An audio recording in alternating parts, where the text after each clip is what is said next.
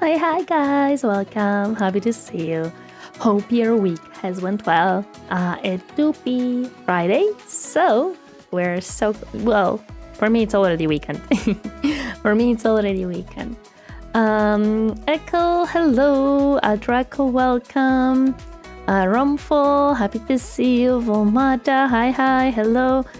Celis,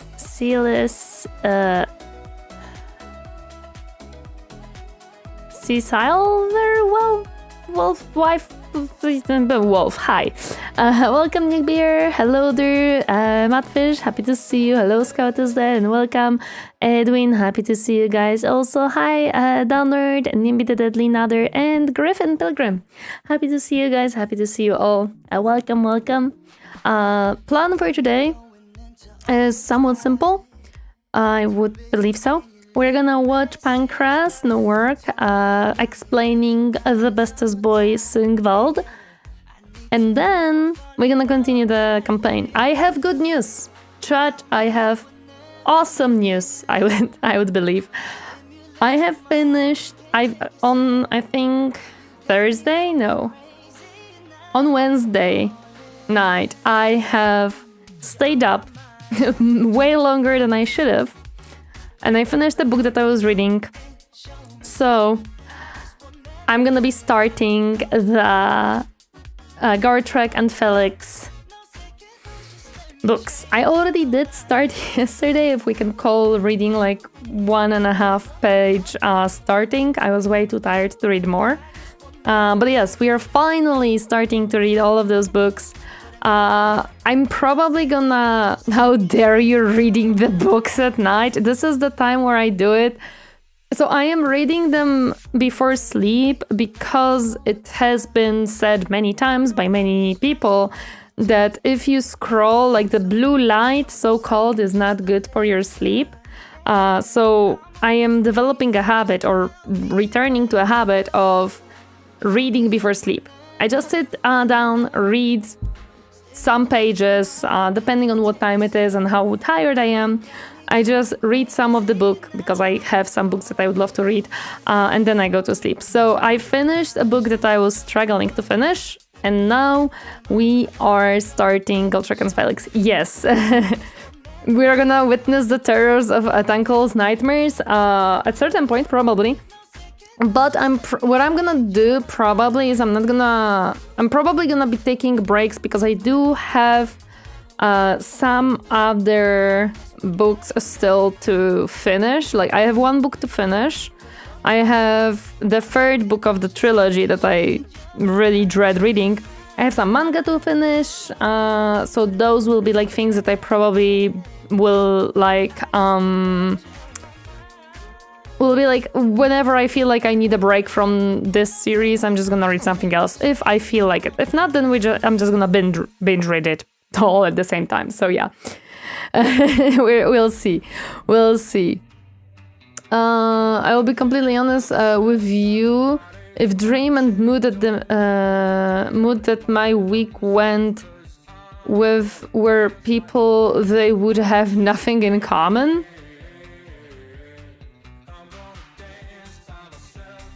I think I understand what you were trying to say. I think. Hello, Pelper House, welcome. How time for the bomb shenanigans to begin? Oh yes, 100%. I try to do that as well. I just fall asleep before finishing a page, so I have to reread it every night.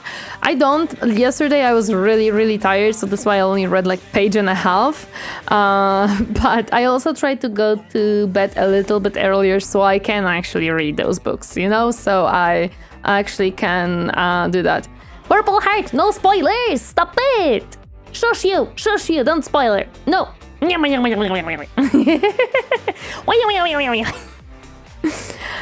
don't scroll for about 5-10 minutes before I sleep. It helps. Whatever helps you. I've realized that I want to make time for reading. I love reading, and I want to get back into reading. And before sleep is a good moment when I can just sit on the bed, read few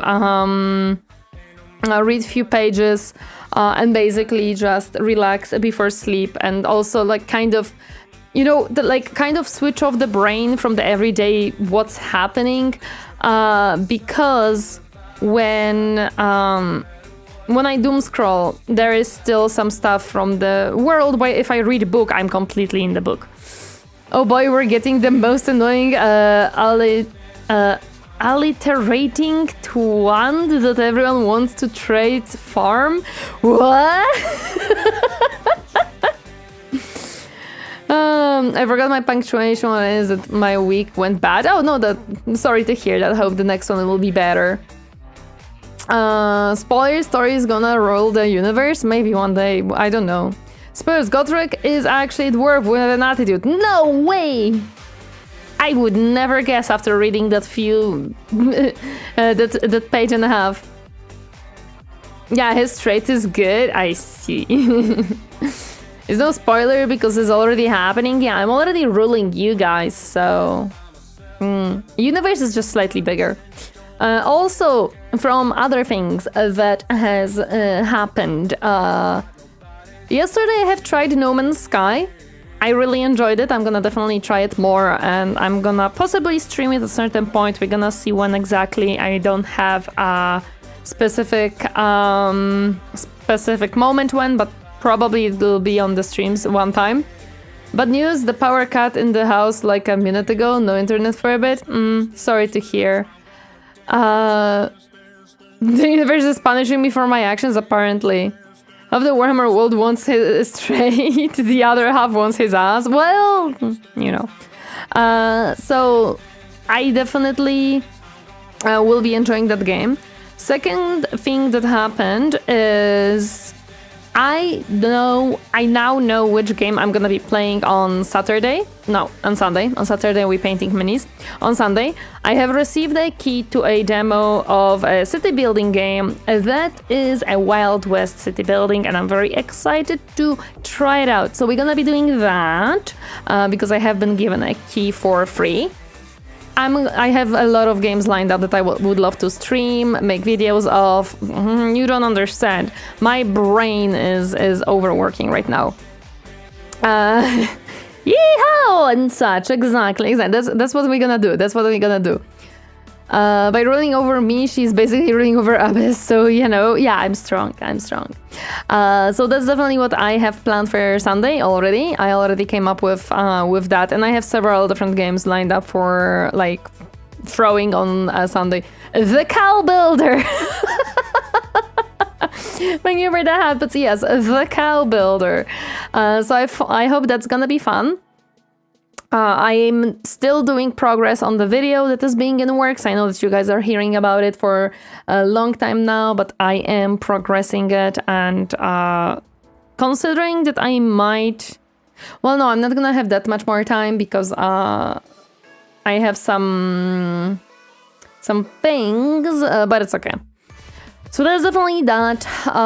Tomorrow I'm gonna have to end a stream somewhat early, like probably 5:30 or something around that, because as you guys all know, it is a beautiful Valentine's Day tomorrow, and I'm gonna go and have nice time on the Valentine's Day to the restaurant and have a nice little dinner as a treat. So yeah. Hello, Northern Sales, welcome, happy to see you. How are you doing today? So tomorrow we again have a tiny bit shorter stream, as in somewhat like probably 5.5 hours, 5 hours. It's gonna be similar as last Saturday, basically. Hello, Splatterbrain, welcome, happy to see you again. How are you doing? Will you allow Captain to have a nice day as well? Well, yeah, we're going together. So, are you ending stream soon? No. I just started. That would be weird if I ended stream after 15 minutes. No. I'm thinking that tomorrow we will have a tiny bit shorter stream. It's not gonna be 6-7 hours as I sometimes do. It's gonna be like 5 hours probably again, maybe 5.5, something like that. This early? No, that hasn't happened. Alright, something like that. So yeah, that's the plan for now. That is the plan. We'll see how it goes. We will see how it goes. Mouse, can we please function? Thank you. by the way. I'm not gonna be playing No Man's Sky too. Well, not right now. Please don't make that joke. What joke? Let me do this. Do not start the video. I know that you like to do that, YouTube. Please don't. There we go. Hello, the crafting gamer. Welcome. Happy to see you. How are you doing today? Let me stop the music so we can watch the video. There we go. Oh, it might be not. Is it hidden? Did I hide it? Yes, it is. There we go. No, it's not hidden. But the joke that could be started after you said the usual time length of streams. I have no idea what you're insinuating, and let's maybe not try. Okay, we're gonna watch about the Sigvald. We're gonna learn about the boy. Yeah, and then we're gonna be playing some rest. So, Pancras, please teach us about the boy. Signs of Slaanesh slaughter and slay to slink up the slipperiest slopes of sensation. They savor every second, seeking sacrilegious and sordid spoils to satiate their senses. After all, sobriety and salvation alike are... Can you add more volume? Of course. I can boost it here, and I can boost it a little bit here. Okay, so let me restart it because the hydrate this distracted me. This is a video, and it's about lore from Warhammer Fantasy. As for Slaanesh... Some signs of Slaanesh slaughter and slay to slink up the slipperiest slopes of sensation. They savor every second, seeking sacrilegious and sordid spoils to satiate their senses. After all, sobriety and salvation alike are so stifling, no? Better to slake your thirst for sin and send yourself spiraling into the most succulent, scrumptious, and oh so satisfying of stimulations. And Slaanesh shall not suffer herself the sight of a simpering simpleton, satisfied with sorry and sad experiences without stopping to see what they could be selling their souls to she who thirsts. Save me from all the S. No, writing that script must have been pain. Pancras, how many S words can you have? Yes. Oh no, this is so difficult. 4. She wants those whose sentiments send them searching for her and her sensual spectacles of ceaseless sinning, a screwball who will send themselves to stunning summits of self-wrought slavery. No, save me. Imagine the spittle on his desk. Never realized how many words tie directly to S, Slaanesh with S. Yeah, no, me neither. Their own selfish desires. And of them all, simply none of these slimy, savage sense freaks have sent Slaanesh such sensational sacrifices, seen such mind-shattering showcases of sapient debauchery as Sigvald the Magnificent. Please tell me it's not gonna be the whole video like this, I beg you. I'll ensure Sigvald shines forever, for his sprees of spiteful and spontaneous sorties into Warhammer's south are an endless source of certain satisfaction to the most scandalous of the divine scourges of civilization. Sit, so I may share with you the story of Sigvald, a script of the most supreme of all of Slaanesh's unceasing army of simps. Look at this boy! Just look at him. Just look at him. Just look at him. Look at him! Now, can we make one for Khorne, or will that just devolve into monkey noises? I think that would just devolve into monkey noises madness at this point. I think it would be just that. It's funny how the guy who can be going against Slaanesh is Sigvald, which also starts with S, so it's perfect. Match, my goodness. Before I talk about a magnificent character, would you like to hear about how you could be having a magnificent time? Because you can with... No, he didn't! No, he didn't cut the sponsorship for a fucking Sigvald video!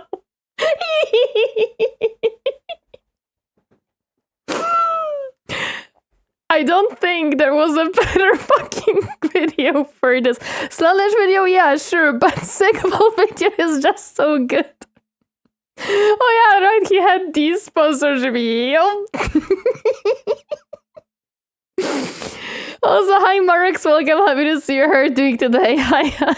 How appropriate. Adam and Eve, the sponsor of this video. Adam and Eve is only the finest and most curated selection of adult toys known to mankind. If you can think of a way to have some fun with the things that make you go bump in the night, then you can find it here. Whatever bits you may be packing, Adam and Eve has just the thing for them. But it isn't merely full of fine additions to your potential collection, because Adam and Eve knows what's up. I love the very nice discretion pixels. Is the better part of valor, which is why they have complete... Perfectly timed sponsor, goddammit Pancras. Moretti was the other video, yes, I remember. Moretti was the fucking other one. He is... Okay, guys, listen. He is fair. Both Moretti and Sigvald deserve this sponsorship. There is a mommy and there is a daddy. Their cubs in general also had Adam and Eve, makes sense.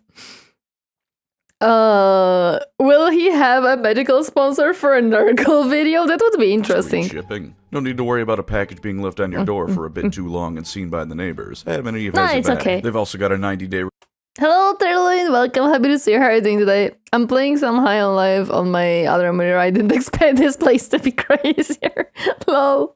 Return policy and 24/7 customer service for any potential issues that may crop up, which is some damn fine customer service. And if that doesn't speak for them, how about the fact that they've been in business for over 50 years? You don't survive that long if you aren't a quality... Oh, is this Sigvald? Awesome. Yeah, Grand Tourist, exactly. Good on Pancras for the sponsor, and W on Adam and Eve for having enough sense to sponsor a Slaanesh video. I think it's more of Adam and Eve talks with Pancras, hey, we want to do a sponsored video, and Pancras chooses the topic, then gives it to them, they're like, yeah, that works. So I can buy stuff from them and not feel guilty. Totally not asking for a friend. Company. To get yourself a little something to spice up the nightlife, look no further. Click the link in the description and pin comment. There's this person in his college of magic video. Pancras at checkout for 50% off one item, plus free shipping in the US and Canada, and free rush processing. Some exclusions apply. To get yourself a fine piece of pleasure, you can do no better than Adam and Eve. So check them out today. So he knows how to choose the videos for them. Now then, I am never writing that much alliteration again in my life. Thank you. Sigvald is one of those people that from the start was a real bad egg. And when I say start, I mean from the moment of his conception, because Sigvald's parents were a brother and sister pair of Norskins who were a bit more friendly with each other than is socially acceptable. Wait, why are we looking at Sweet Home Alabama when he's talking about this?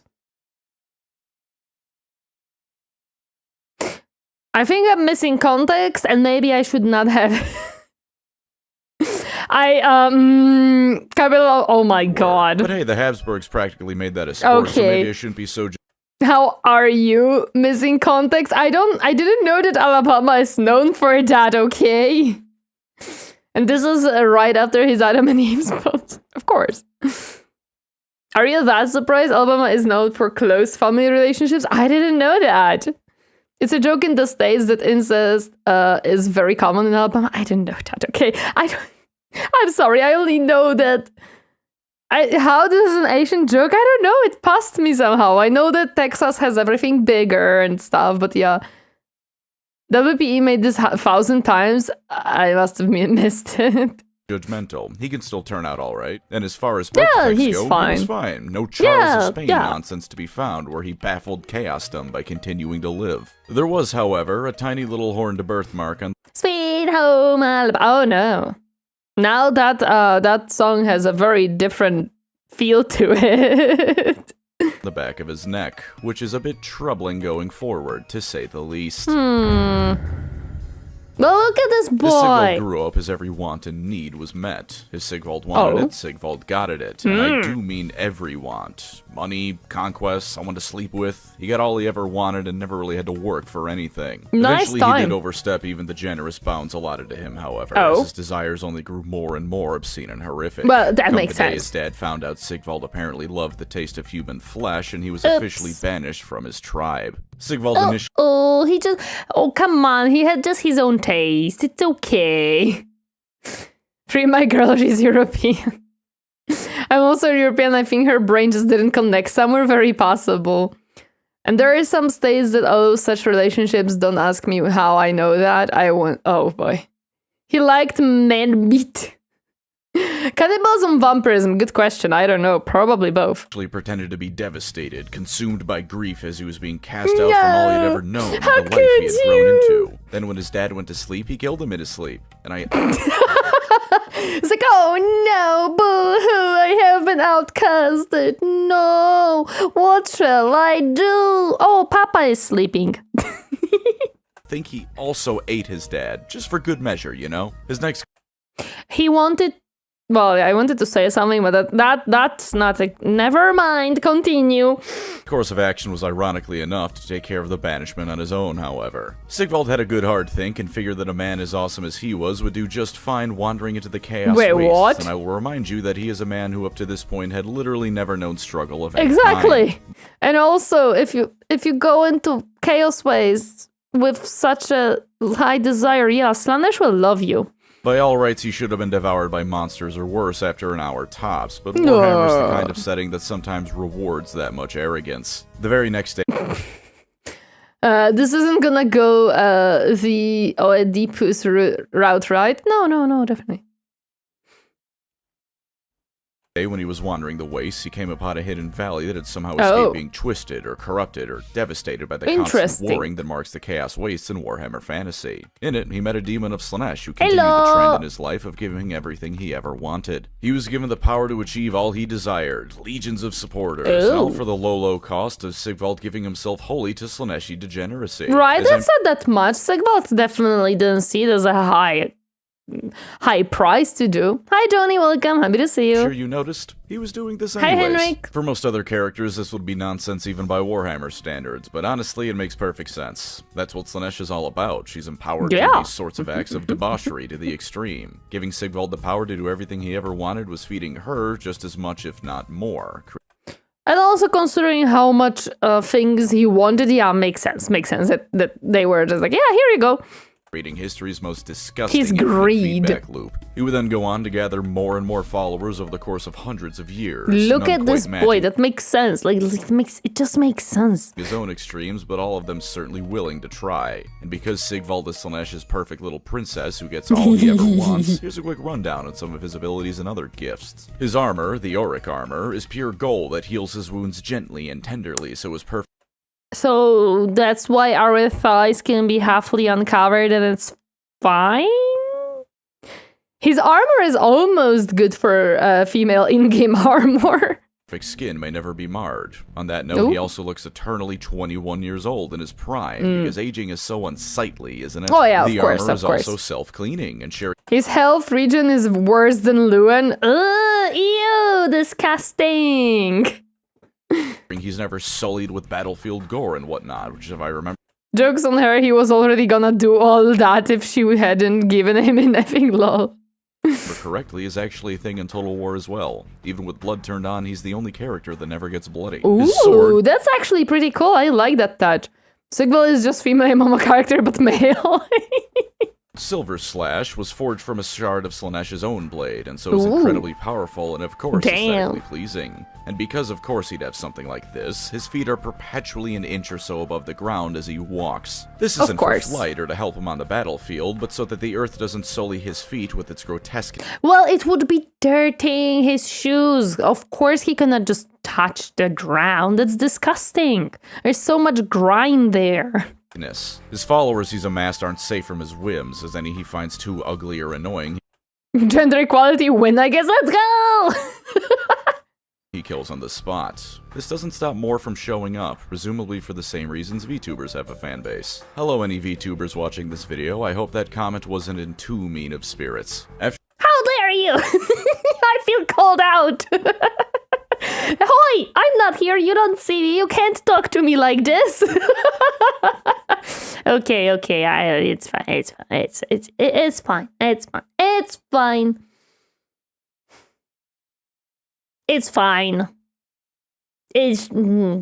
I'm not offended by... I'm not offended by it at all. Body roasted, boom, roasted. Legit knows his audience. Good. How dare the planet try to touch such perfection? Exactly. How dare it? After a few hundred years, he had gathered himself even more impressive of a legion than when he started. I kind of like these fluffy creatures. Where he spends a lot of his time. There's a palace that's only a few days away from the border between reality and the realm of chaos, and Sigvald sure enough tells a character that he has come to the end. Damn, this is a pretty palace. He could sense your presence. He felt the disturbance in the force. Help, she keeps killing us, only us pretty ones remain, but age comes for us all.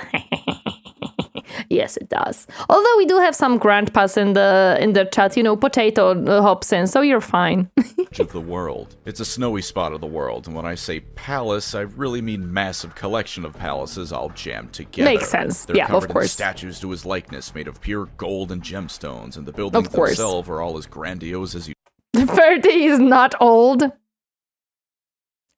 Okay. You'd think. Some of them are in various states of disrepair. No doubt some Khorne or other took offense at the gall of the Slaaneshi, but Sigvald has evidently weathered all those potential sieges. Basically, anything you can think of can be found at this place. Well, wait, they should be perfect. Anything. He had an elf singing a death song he found incredibly beautiful once. So beautiful, in fact, that when he was on a balcony listening to it, he pushed one of his servants to their death because he really wanted to appreciate the moment. He has a... Listen, it was Song of Death, and he needed death to you know, feel it fully. It was very important. Does this guy make a harem or something? Almost. So long as I remain prettier than potato, I'll be okay. No. So, Hero Sigvald campaign? Actually, that would work, probably. Magical astronomy dome, where every single light is tracked, and he starts confirming that quantum physics nonsense is real, and particles are attracted to the repaired particles across the world. Oh boy. This dome could be used to track the stars, of course, but also to predict fate, and show with perfect clarity you use it to track the movements of your enemy.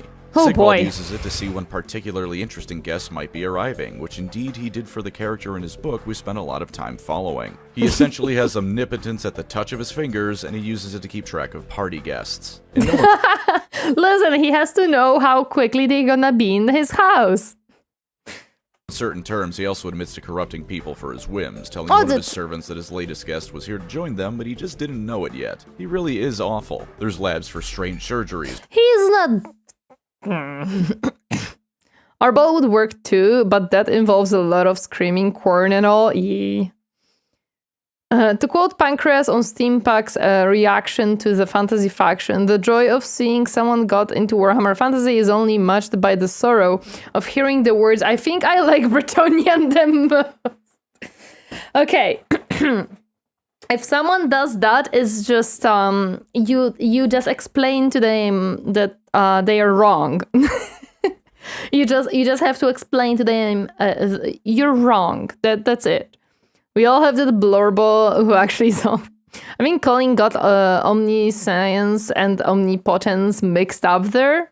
You're a little war criminal? No, I'm not. Where screams can be heard coming from. A library that would make any college in Altdorf feel impotent next to. All of this, and I do mean all of this, is solely there because Sigvald on a whim wanted it. Yeah, it makes sense. Well, you should see what we use the internet for. Using it for tracking party guess isn't so bad. I guess so, yeah. It's like, at least, like, the high elves, if horse girl, like, Thor.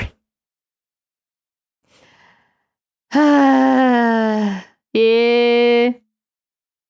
No high elves, you're a war criminal. What do you mean? Then I feel called out for actually liking Bretonia. Yes. Hi, Splishy. Welcome. Happy to see you herding today.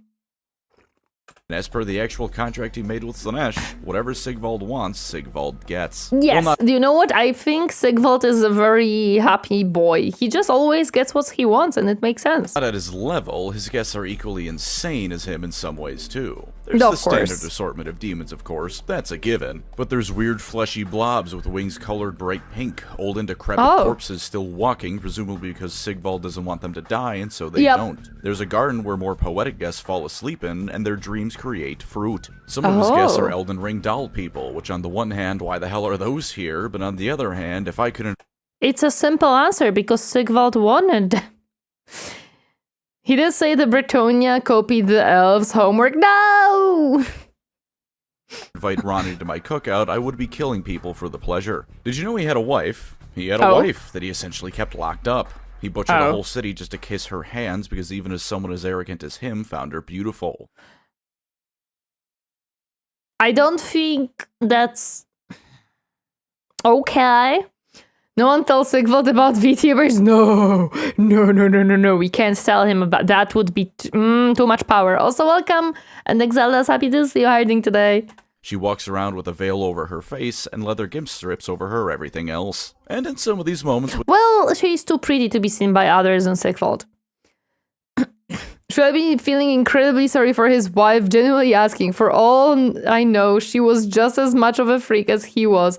But if she was an unwilling... Nah. With his guests, Sigvald displays things that are almost reminiscent of kindness. He opens one speech by saying that though he may hold the title of Guild Prince, all of those he gathered were princes. After all, Sigvald would accept nothing less than royalty in his presence. Of course. He clothes, bathes, and feeds his latest guest, an Imperial who marched an army north for salvation from his enemies because he wants his company. I've returned from the dentist. I need to get some painkillers. Hi, Ariston. Hope you recover well. Happy to see you. This guy was married, apparently. Are we certain his wife was human or not just a beastman so we can have a more messed up version of a Beauty and the Beast? You know what? This is my now headcanon. His wife was actually a beastman and that's why she was hidden. Come on now. We all know elves are just slightly less arrogant Bretonia. No, don't say that. The boop was there. Did you not hear it? At least I heard it. If faith gives you power in Warhammer, how powerful would VTubers be? You don't ask that question. I don't know if they have invented willing yet. Slaanesh marriages are never a good thing. This is nothing compared to the Dekla and Denied one. Oh yeah, of course. Can, in fact, be a generous host. All of that should not be taken as anything but him. Well, I think he is generous for his own enjoyment rather than anything else. The answer to that question is just yes. Of course. Feeding his whims. There is not a single good bone in his body. All of this is for his amusement and what he feels he deserves, to be surrounded by the best and most beautiful. I mean, so literally he's just a spoiled brat. That's literally it. He's just a spoiled brat. He never was told no, and now he wants everything and more. Duh. If beauty is clearly more subjective with him than it is with anyone else. One of his personal guards has literal plot armor, flesh with hooks and his face is heavily scarred. But in some whimsical way, Sigvald must think it looks good, otherwise he wouldn't be there. He also animated the fella he pushed off a balcony earlier, but as a screaming head animated by clockwork. So either beauty is something to Sigvald that's incomprehensible to us, or he just has a fetish for clocks and meat hooks. I think he just sees the beauty as art. Like, you know, you have this twisted idea of art and beauty a lot of times, especially with Slaanesh. Like, you have so much like twisted viewpoint of beauty there that I think because of his circumstances, where he is and what type of creatures and characters he is with, this is his perception of beauty. It's the dangerous, it's the delicate, it's the grotesque type of beauty, I would say. Are you sure he's not a Drukhari? He almost is. He's just a goth who looks like a jack. Yeah, kind of. The most spoiled, nobody is more spoiled. Oh yes. Even more spoiled than the Emperor's children and their prayer mark, probably. Spoiled brat to the power of infinity. Yup. According to himself, he doesn't actually care much for war. He finds it dull after hundreds of years, and that extends to the point that there was a Khorne champion. So what you're saying is all art majors are emissaries of Slaanesh? Majority of them probably would be.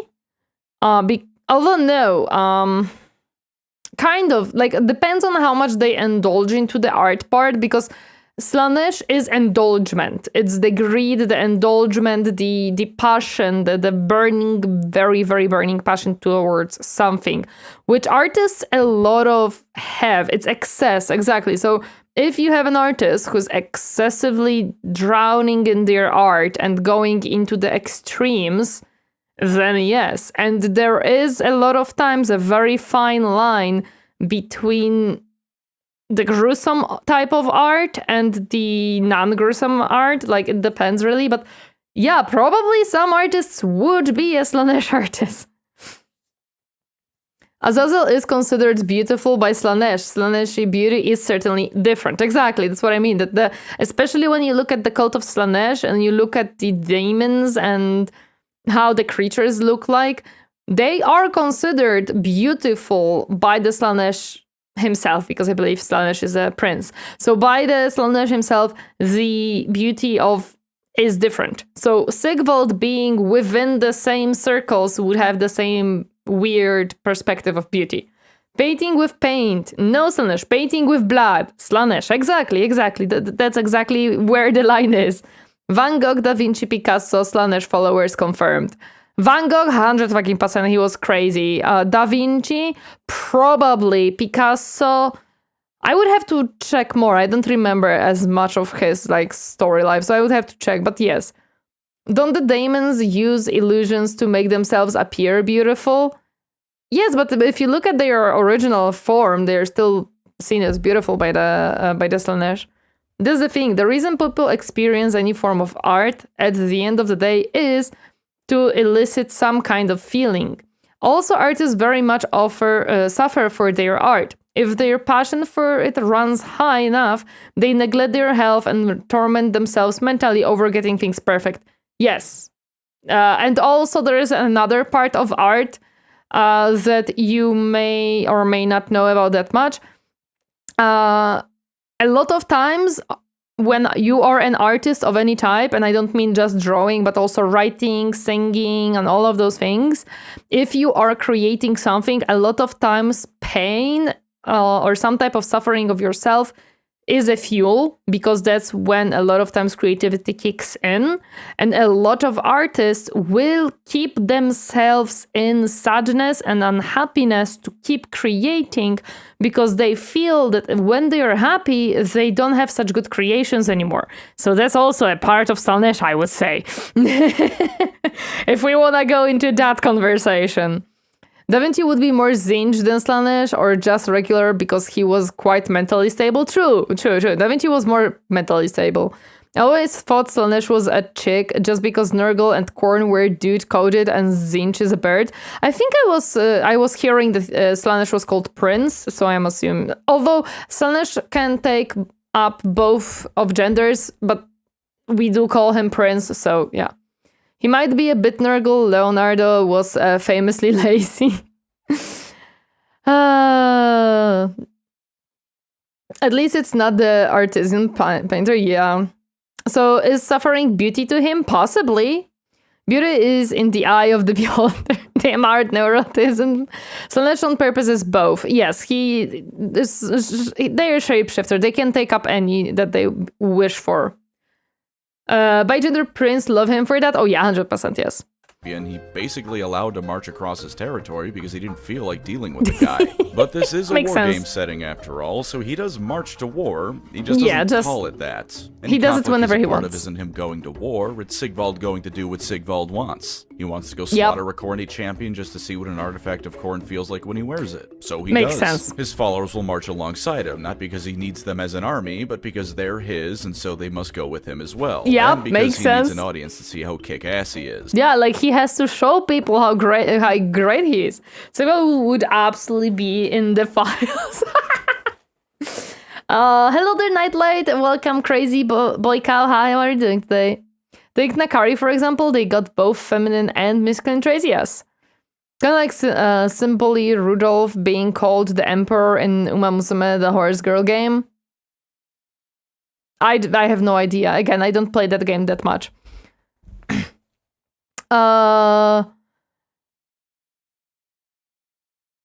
Slaanesh is called Prince, I believe, in the title and not position. Prince is a bit different than the Prince. I wouldn't know much, but I would believe you as in what it means as a title. Leonard, not so much, but Mr. Remove an Ear, yeah, he would be forever. Oh yeah, 100%, yes. Favorite, yes. Sigvald does not go to war. He punishes those he thinks have slighted him and makes glorious entertainment for himself and his servants. Case in point, how about we take a look at the time he invaded Ulthuan? Prince is a ruling title, has often been gender neutral. Oh, I didn't know that actually. I had no idea. I think I may have missed it because when you think about history, majority of the ruling positions were male. So that's why probably in my brain, prince means male person instead of thinking about both of them. But yeah, that makes sense. It should be said that even though it was probably because Slaanesh gave him all the power he needed for it to work, he is one of the few people to successfully land on Ulthuan for an invasion. This is where the impressive things immediately stop, because Sigvald is not good at war. In fact, I would go so far as to say that Sigvald is terrible at war. Well, because he doesn't like war, he doesn't want to do war, and Sigvald does what he wants. Using the title applied to a character that isn't strictly a man? England and Spain had some famous queens. Queens, yes, I'm talking about Prince specifically. There's also the bit in 40k where humans usually refer to Slaanesh as male, while the Elder refer to Slaanesh as she who first. True, that's also another thing. You are completely correct on that one. Makes sense, a manifestation of ideas are probably women and dudes both at the same time. Prince, as son of the king, is male, but a ruling prince can be woman, though they usually won't. Yeah, that's where I'm coming from. I'm not saying that they would not be a female, just that when you look at the history, majority of the time, prince, even as a ruling title, not a prince of son of the king, would still mostly be men. That's why I was not thinking about female in that context. Some context first. As you may be aware, elves are naturally beautiful and hotter than anyone else, and their hair is luscious and flowing and super pretty. This is not simply my bias speaking, this is fact. Sigvald too had heard of this, particularly the bit about hair. Naturally, this would not stand, and so he decided to invade Ulthuan in order to wipe out the race of beings better known for having good hair than him and his golden light. He has to have the best hairs in the world, of course. There's collect pronouncers like Pokemon. Lol. On the high elf side of things, we had the Asur known as Eldaira. Telruin, you're missing a point again. You missed a point where there is two definitions of prince. There is a prince that is a son of the king, and there is a prince as a title for someone ruling over a land, of portion of a land. Those are two different things. Leading the defense. Aside from being a high elf general and therefore well trained, she was the squire of no one less than Tyrion himself. You can safely assume a level of kick-ass going into this already because of that. And as any good general knows, she needed information before acting properly. Thus, defense in depth was her game plan. Instead of amassing a great force on the shoreline waiting for Sigvald's horde, she allowed them to march some distance inland of the island continent. The entire time, however, she was gathering reports from scouts, harassing the invaders, be it through quick skirmishes by Illyrian Reavers or Shadow Warriors. She was wearing his army down, so whenever they enter, they are very tired and they struggle to Yep, makes sense. Burning the supplies of the Chaos Force. Magic weaved across the sky, not to smite the invaders, but to confuse them and conceal her own forces. And the Chaos Host was left wandering the kingdom of Kothik blindly with essentially nothing to show for it. On Sigvald's side of things, meanwhile, we have the never-ending carnival. At a certain point, even his own forces had enough of this nonsense, because they had killed like a dozen elves tops by this point in exchange for constant, miserable attacks from the shadows. They were not happy. They were not happy. Smite is a cool word. Oh, it is. That is how elves fight. Well, they're smart. Sigvald faced challenge after challenge after challenge against him at this point, all of which he accepted and won, and not once did he stop to think he should be doing anything else. Well, why would he? Against a fellow named Dranak Goredrinker, a warrior of chaos who was a cut above the rest and wanted this bullshit attack over hair to be over. He and Sigvald dueled for hours, an impressive feat for Dranak, but it was in this moment that the High Elves struck. Their cavalry and archers rained down from above, decimating the chaos forces in one fell swoop. No! It is noted that if Sigvald had just paused his duel to the death against Dranak, he probably still could have won, but that would mean Sigvald letting a slight against him stand, and obviously that shit don't fly. Of so course while the High Elves were busy tearing his army several new assholes, Sigvald finally killed Dranak and then left. Sigvald was like, well, I've done what I've wanted. I'm leaving. Sigvald does what Sigvald wants, and he has done what he wanted. His army was gone anyways. He was like, my job here is done. Out of fear, not because he knew defeat was at hand. That's far too mundane a reason for Sigvald to retreat. No, he was done. Sigvald left because after he killed Dranak, his blood reminded him of a bottle of Bretonnian wine he once had that he wasn't a fan of. So he went to burn down the town it originated from instead of Ulthuan. He was just like, you know what, I just remember, I don't like this little town that Bretonnia has. Let me burn it really quick. Okay, but let's be honest. Finishing and force going against Crazy boy, thank you so much for 10 gifted subbies. I appreciate it. Thank you. Subs. Thank you. Appreciate it greatly. Crazy boy. Oh yeah, it's gonna go off now. Sub Fox_the Protogen. It'll go off now. Is it working even? I think so. Crazy boy. Yeah, it is. Okay. A tier 1 sub to Nathandrake0942. Remembered Britannia exists and said, fuck them. But it's a fair reason to leave a front. He needed to do that. Boy, Cow gifted a tier 1 sub to iCreed. He needed to do that. It was very important, guys. And we have to say it is fair. It is fair for him to do that. It is very much fair. We cannot say that that was a bad decision. Okay, I see that TTS gave up after 2. So he's like the worldly manifestation of ADHD. Yeah, he was just like, yep. I've triumphed over my enemy. Who was, well, that guy. Sure, now the booze issue. I don't think that's ADHD, I've just... that Tonya exists, yep. To sum it up, Ulthuan had to face a massive chaos invasion, which only stopped because the asshole in charge was angry his drinks weren't up to par, which is absurdly stupid. No, it's perfect. I see nothing wrong. And the rating of Ulthuan, yeah, that makes sense. Saying that, at the same time, I'm realizing that I'm out of wine as I'm writing this, so I can to some extent understand the rage that happens. See? You have to have wine! When alcohol is in question. And for that matter, Malort is the kind of liquor to drive someone to rage with how dog-ass it is. In fact, the longer I think about this ending of the invasion, the more I can understand Sigvald wanting to rend that town asunder. Even when he's ostensibly on a more important quest of some sort, he doesn't stop being an arrogant little prick. One day, Sigvald was attacking the province of Ostland, because of course someone was attacking Ostland. Against... I see. The warrior priest of Sigmar, he suffered the grievous and devastating wound of chipping his nail a bit. No! He chipped a nail! Absolutely unacceptable, guys. Unacceptable! The whole world must burn for that. Theoretically, he was there to claim the skull of a keeper of secrets, which he eventually did end up doing. The reason he gave for the expedition was just to avenge his chipped nail, though, and I fully believe that his rampage was mostly motivated by that rather than the greater demon relic skull. Okay, so we need you to grab this relic. Oh, perfect, they chipped my nail, I can do it. Do you think the guy narrating this is drinking wine? Possibly, who knows? The writing of this guy is genuinely so funny, it is. You know what? Yes, the chipped nail, I understand. We need a lot of invasions for that chipped nail. It's important, guys. It doesn't matter, his armor regenerates him, and even if it didn't, Slaanesh herself probably would. This stupid barbarian chipped his nail. Time to glass the entirety of his homeland. His army was incidentally defeated, even though he got the skull, but who cares? Certainly. He doesn't care. He's not a warrior. He's just a spoiled brat, and his nail was chipped.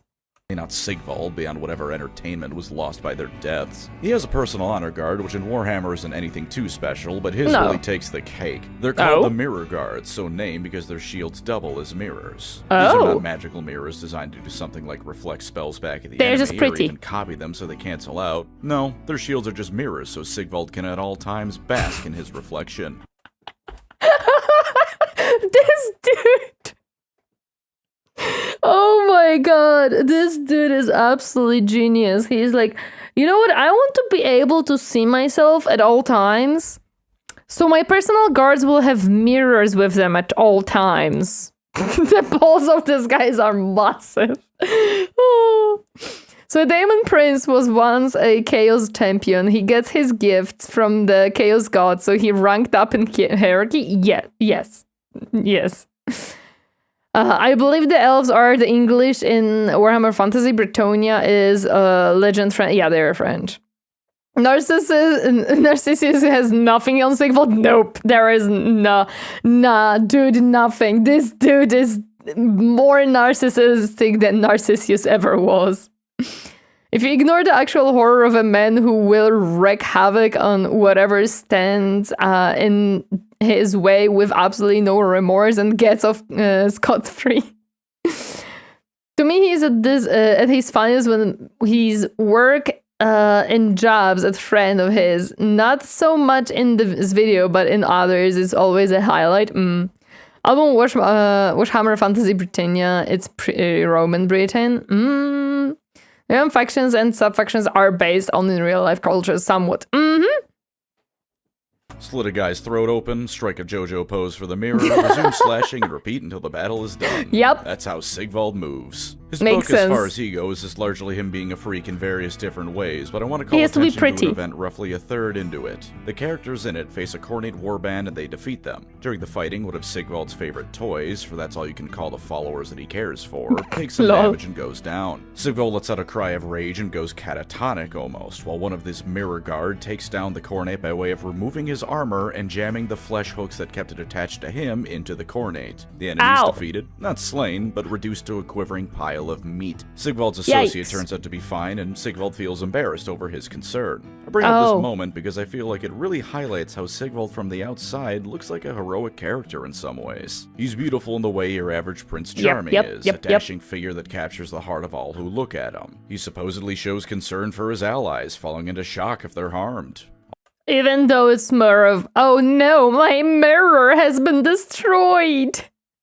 All of this is a front. Sigvald does feel these emotions and is beautiful, but it's all surface deep. Sigvald does not care for his compatriots beyond what fun they provide him. He does not fall into rage because they were harmed as people, but because his toys are being smashed. His beauty, of course, is skin deep. Beneath the surface, you can find no greater rot in Warhammer than him. Fulgrim is perhaps the closest character I can think of to him in 40k, but the difference is that Fulgrim fell to chaos. He once was great, and is now nothing but a rampaging hedonist. Sigvald never was great. He was never a noble person brought low by circumstance and his own flaws. He may call himself magnificent, but he's been nothing but a monster in the skin of a man. No, he's a magnificent monster. It's okay, you can be magnificent. You don't have to necessarily be good to be magnificent. It's fine. Slaanesh was the greatest source of irony in the end times. In order to end the world, all of the Chaos Gods chose their greatest champions to bring forth the... Wait. So is the horned rod the Chaos God or no? He's bad just for being bad, yep.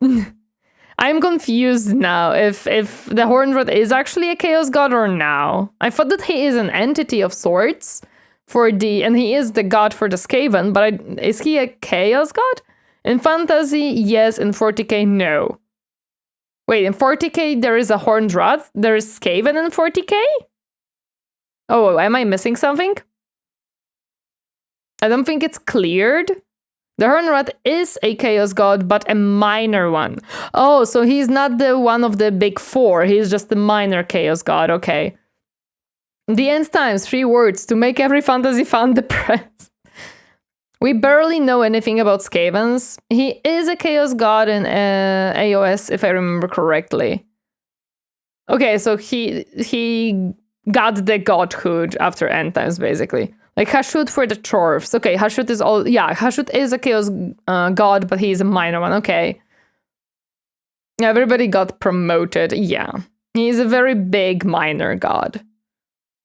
He technically resides in the realm of chaos, but the other 4 would never consider him a peer. The one thing all 4 of them agree on is the Horned Rat sucks.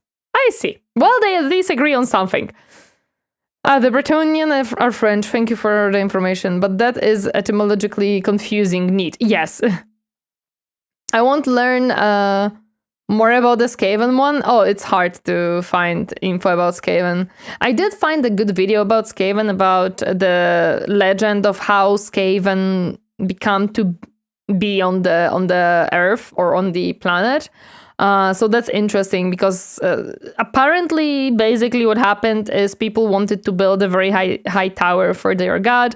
Then they got tired, so they outsourced it to a mysterious person. And that person basically summoned the Skaven into this realm, which is interesting. As I think it's a legend of sorts that was said that I found the video on YouTube. But it's an interesting concept in my opinion.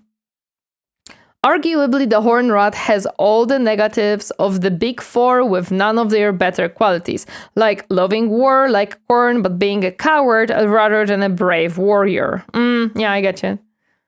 There are some small minor gods. My favorite one is the chaos god of atheism. What? There's the one like that? He's not like a rejected member of the four horsemen of the apocalypse like Flatulence was. Yep. Ryan has a bunch of great videos on Skaven. Yeah, there you go. You definitely can find some. Eradication of their enemies. All of them, except Slaanesh. Slaanesh was having too much fun with the Warhammer world, particularly its elves, to want to destroy it. So in an act of restraint, she sent her weakest champion to be her envoy of the apocalypse, which funnily enough was Sigvald. LOL! Hi Potato, welcome. Happy to see you herding today. Hi. At the start of the end times, Sigvald had moved on from destroying Kislev alongside the rest of the Chaos Horde and ended up destroying the Bretonnian city of Paravone. Makes sense, yes. Into his own little carnival of horrors. No doubt plenty of people were eaten by him, and I'm sure at least half of them were Okay, let's play the Outbreak. Well, that is the beginning of the Skavens, right? So I only know that one, but to go further, I have to shred the network for sure. Let's hope this idiot fucks things up. Yeah, it's basically how the hope was there. Hello, Kiku. Welcome. Happy to see you herding today. But yeah, it was very well like narrated because I'm presuming that it was read from a book or from a different source. But it was very well made video. Like I really liked the video that I listened to about the Skaven. It was great. It was great. If I find it again somewhere in the depths, I should be able to. I can potentially send it on the Discord. Wasn't it Book of Chaos? Let me check. It may have been Book of Chaos, but I'm not sure. Let me see. Skaven lore. Not this one. I don't. No, it was actually not Book of Chaos. Book of Troyer. Yes, it was Book of Troyer. The video is only like 23 minutes, so it's not that much. But it is very, very good. I would recommend that specific video. Of course, I loved the dwarves as well. You sent it to me? No. The specific video, you did not send it to me. I found it on YouTube. You sent me, I believe, the channel link and stuff like that, but not this specific Discord. Yeah, not this specific video. All the Pancreas No Work videos about the Skaven are quite good, very informative lore-wise. I might watch them, but I want more Chaos Dwarfs, which there is not that much about. The story I read was that rats fed on warpstone and mutated. Again, the one that I listened to from the Book of Troyer is the legend, how the Skaven become. The reality is probably different. Hello, Unemployed, welcome. Happy to see you herding today. Oh, don't you worry, people hate the end times, but Sigvald's part in it was handled perfectly, in my opinion. Problem with Warhammer, at least 40k lore videos, they tend to have some bias. Look at the everything through the lens. Like, the everything is chaos lens. The only one I have noticed as a pattern, there used to be a only 40k matters lens.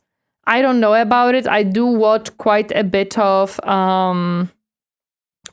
different lore about 40k from different content creators. like Lutin, Washhammer, and there was one more that I definitely was coming back to. Lately, I was watching a lot about Mechanicus. I really liked his video about the Claw, the Archmagus. It was very fun to watch, and I'm hoping that I can buy the book about him and read it myself as well. There are multiple legends how Skaven came to be. Oh yeah, 100%. Oh yeah, Sigvald's fate is the best part of the end times. I see. Happy Friday 13th. Happy Friday 13th. I've been playing Black Myth Wukong. Hope you have fun, Kirhana. Still alive? How are you? I'm glad you're still alive. I'm pretty good. It is Friday the 13th. It's true. I surprisingly, today is the day of the week when I do not have to go out from my house. Still alive. Slaanesh plucked him out of there and transported him to Middenheim and gave him to Archaon to command, which rather displeased Sigvald, but Slaanesh is about the only being he'd ever listened to, so he had to suck it up. Archaon tasked him with defending Middenheim with an army of Slaaneshi demons, which he mostly did, or at least his demonettes did, because for instance, at one point, Vultan showed up. Sigvald and two other cast figures were present, but Sigvald did not fight. Sigvald sat lounging on the sidelines while the other two fought and died to Vultan, and then of course he didn't fight, he didn't want to fight, and Sigvald does only what Sigvald wants to do. Want to commit seppuku in Terraria? Don't do it. Dwarves have a legend that they are their first sin. A clan of dwarves banished from the realms. On those, they mutated to the Skaven. The southern realms have the Doom of Kavzar. Empire thinks they are some other kind of beastmen. Yep, there you go. Thanks to Captain and Tori for giving me the lore about Skavens. No problem. Sigvald said he deserved to fight only the real Sigmar and left. And while this might be giving him credit he doesn't deserve, I'm not sure if I believe him or not, and I don't mean that in the way most people say that phrase. Genuinely, I can't tell if he was afraid of Vultan and was masking it with arrogance, or if he legitimately thought this fight was beneath him. It's hard to say, right? He's such a piece of shit that I'm tempted to just take him at his word on why he didn't want to fight Vultan. Whichever is true, either way he's still alive by the time of the final battle, and once again leads some demonettes against Chaos's foes. Archaon tasked him to work alongside Throg the Troll Look at this horsey! He found disgusting, and so instead he gave Throg what he thought was a lethal wound. Yes, the what he thought part of that sentence is foreshadowing. Eventually, though, he comes into contact with Krell, one of Nagash's top warriors at this point, and the two fight. They're fairly even for a while, but Krell manages to give Sigvald a pretty grievous wound, to which Sigvald sees his pretty face ruined in a shattered mirror nearby and goes apeshit. He obliterates Krell without a semblance of skill. How dare you touch my face! No! Not my face!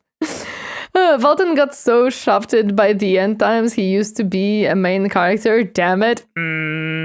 Or grace or anything like that. Just pounding his own fist into dust to do the same to Krell's face. And after Krell's defeated, he sits down and starts crying because his face has been ruined. Keep in mind, he still has his magical armor on. He would have regenerated in short order and been perfectly fine, but all that mattered to him was that in that singular instance, he did not look perfect. And then cue Throg the Troll King. Throg did not take kindly to his attempted murder, and so he takes revenge by smack-talking Sigvald a bit, killing him, and then pissing on his corpse as he died.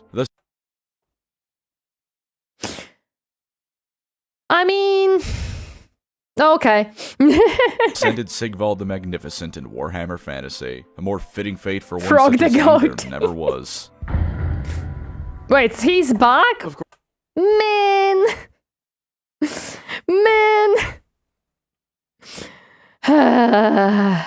Of course, that isn't where his story ends. GW decided the worst human being to ever live needed to return, because what's a story without a good monster? Between settings and in the Age of Myth, Sigvald's soul was left floating around on its own. Seemingly abandoned by Slaanesh for dying right before the final victory, his being was eventually found by Nagash, who remembered him as quite the little troublemaker, to say the least. He didn't just unmake him or use his essence for armor, though, because that'd be a punishment far too mundane for Nagash. Instead, he trapped Sigvald's soul into a shade glass mirror that he also enchanted to always show a perfect vision of whoever looked into it, ensuring Sigvald would never be seen again. He then chucked it into the city of Shadespire, a city that... And not only that, but also whenever people look at themselves, they look as good or better than Sigvald himself, so... Oh boy. This video is making me respect Sigvald. Never mind. Hello, devs. Phone breaks, skull caved in, corpse is in Pison. Yep. Because Pancras explained lore in an entertaining way. Yep. Warhammer lore is neat. Wish there was more solid distinction about what was true or not in general. I think it's on purpose very ambiguous. Haha. So that you can have a lot of theories of yourself, because if everything was perfectly explained, then a lot of things would never be created. So does he eventually get out of the mirror? Nagash would eventually itself chuck into the realm of Ulgaish for pissing him off. This would prove to be the key to Sigvald's salvation, however, because unbeknownst to Nagash, Ulgaish was where Slaanesh was imprisoned by the elven gods. Okay. So close to his patron god, Sigvald was able to absorb little tiny bits of her power over eons. Eventually his mirror... But Slaanesh abandoned Sigvald. Slaanesh didn't want to do so. He's the man in the mirror. I don't know, I prefer some mystery and interpretation like real mythology. was removed by some Karajan overlord dwarfs, but he had regained enough power to enchant even a dwarf, and they all died in a desert, unable to look away from the perfect reflections they saw in a mirror. That part of the story is basically the narcissist myth from Greek mythology, which, fun fact, I was in a play for as part of a class in 5th grade. I accidentally cut off a girl's entire speech because I forgot where my lines were, which, to be fair, is a very narcissist thing to do. That is so on character for no reason at all. From a practical standpoint, ambiguity leaves room for the contracted writers to have some leeway without going against established lore. Anyways, after this, Sigvald's mirror was found by a group of Slaaneshi followers known as the Scarvet Cavalcade, a Godseeker group, which means they were looking for Slaanesh. They, of course, stopped to look in the mirror, but this is where Sigvald acted. He used all the power he had gained from Slaanesh to conjure not a perfect-looking image of the Chaos Lord in charge, but himself. The most horrific thing he could imagine. I assume it was just an image of Throg, but his balls were hanging out. The Chaos Lord was a Slaaneshi one, so obviously greatly offended and smashed the mirror, and thus was the attention of Slaanesh drawn to the whole event. Slaanesh was impressed with Sigvald's little stunt and decided that he'd once again be your favorite bestest boy. His body was not only returned, but made greater than ever before. Look at that! Strength flowing through him. In order, Sigvald did the following events. He killed a good 6 of the Scarvet Cavalcade to flex off his new muscles and power, and because he could, which because he is Sigvald naturally didn't stop the rest from having the knee to him. He then went on a rampage against the trolls of Age of Sigmar, either not realizing or not caring that Throg was the only intelligent troll there was. It doesn't matter. Murdering a bunch of animals because one of them bit him an entire reality ago. That sounds like Sigvald, okay? He's climbing in windows, he's gonna snatch his up. Third act is another spicy bit of revenge. On Sigvald's once perfect body is a scar he keeps hidden from anyone else. Turns out between Krell and Throg, he was pushed past what even his regeneration could handle, at least couple Krell's death. Throg and Krell are dead though, so he set himself on a new target, Nagash. What could almost be called character growth though, he has not made plans to march to Nagash's R2.0 and start fighting the god of death. He knows even he isn't a match for Nagash and doesn't want to wow, he learned something. He knows he cannot kill Nagash. Look at that. I would not guess that he's ever gonna think about, this one is too strong for me. Chucked into the magical black hole, it is the Shyish Nadir. So instead, he set his sights on Nagash's stuff, particularly the Osiarch Bone Reapers. Aside from that, he's a bit catty with another Slaanesh character, Glutos or Scullion. Glutos is all about the sin of gluttony, of course, and Sigvald detests the fat bastard for it. Sampling the finest of foods is all well and good, of course, but not to the extent that you look like that. They were made to behave with... So basically... Sigvald looks at him and he's like, ew, you're disgusting. I don't like you. I don't like you. You look disgusting. Character development in the weirdest possible way, yes. The arrival of those two twins of Slaanesh a little while ago, but chaos being chaos, I'm sure they'll at least have some passing blows every now and again. Since having a sword made from fragments of Slaanesh is no longer that special in Age of Sigmar, he now had her finest smiths cook him up a new one named Shard Slash, forged from the pieces of the mirror he was imprisoned in. And in his downtime, he spends his time in his makeup tent in the All Points. Because of course he does. Of course he just goes into a tent to do makeup. Epic conflict. You're so fat! For lore positives of Sigvald, this is the most Slaaneshi character ever to exist, for starters. It was in his soul-bound contract that in order to serve Slaanesh, he has to do whatever the hell he feels like. He is such a freak that Slaanesh didn't make a single demand of him. Can you imagine? Just a god comes up to you, hey, I'm gonna give you all the things and power you may ever want, and you just keep being you. and it's gonna be perfect. Just keep doing what you're doing. It's gonna be good. Because she knows damn well he's going to do whatever she'd ask of him anyways. You cannot embody a Slaanesh faction more than Sigvald, so if you like Slaanesh, you should absolutely get him. In addition to this, Sigvald is also perfect also, for a look at his army, minis, pretty. of mortal units, though this isn't in the tabletop positives bit because this isn't for tabletop reasons. To me, it just makes sense. He's shining on the outside and rotting on the inside, so it feels very thematic to have an army based on that. Load up on models like the Mirmadesh Painbringers for a similarly themed aesthetic, and go to town as you LARP as a knight in shining armor sanction to be selfish. Of degenerates. He's of course, as a returning old world character, good for those of you following plotlines and involved characters as such. Well, admittedly, his Age of Sigmar plotline is going to be more of the same, just against different people. That also means that if you liked him as he was, he's still the same. That's scared, eh? All that's really changed nowadays is that his playground has gotten bigger. And to end us off, since these mini segments tend to be short, Sigvald is a great character to play if you too are a staunch hedonist, because hedonism does not need to just be sex, you see. The man who spends all his waking hours drinking, not out of trauma and stress, but because he just likes being drunk, is firmly in the category of a Sigvald enjoyer. If you want the finest of silks for your clothes and always dress your best at the expense of your finances, he's a banger model to get to. For those of you who know you sometimes take enjoying something a bit too far, you cannot get better than he. As for tabletop positives, he's come to the mortal realms ready to party hardy, to be sure. At 190 points, he ain't the cheapest lad around, but he's worth every single one of those points to be sure. With a 3-up save and a 4-up ward save alongside 7 health, he's quite tanky, especially by Slaanesh he's standards. Strong boy. He isn't the fastest at only 6 inches of movement, but that ain't too much of a problem. And he's got a control score of 2, if that really matters to you. At present, his attack stat line is brutal, with 5 attacks hitting on 2-ups and wounding on 3-ups. 5 attacks hitting on 2-ups, that's a lot. That is a lot of attacks, and the strong ones, oh my goodness. Rend 2 and Damage 2. Anything without a ward save is going to be feeling the hurt, to be sure. And his special abilities all make him oh so much better at doing this. First off, you don't get a ward save against him. You just don't. Now, at only 5 attacks, you might think that, alright, that blows, but he can only deal 10 damage max, right? Just throw a blob of chaff at him and he'll be stuck there for a while. Also incorrect, because when he charges, if he rolls a 6 or higher on the roll, he gets that many attacks. So potentially this dude is rocking up with 12 attacks, especially because this is based on the roll and not the distance. A 2-inch charge can be as devastating as him making a 12-inch charge. And he has strike first if he charges, just for the cherry on top. Sigvald's tabletop positives are very simple. He's gonna face fuck anything in his way until it stops that moving. Makes sense. As a final upside though, since that's really it, his model is beautiful. They didn't pull any punches when it came to upgrading Prince Charming from Hell, so if you want a standout centerpiece, he's one of the best there is. He also has the armor version of assless chaps if you want His cheeks are out. Lol. made his model on the web store, which is fitting.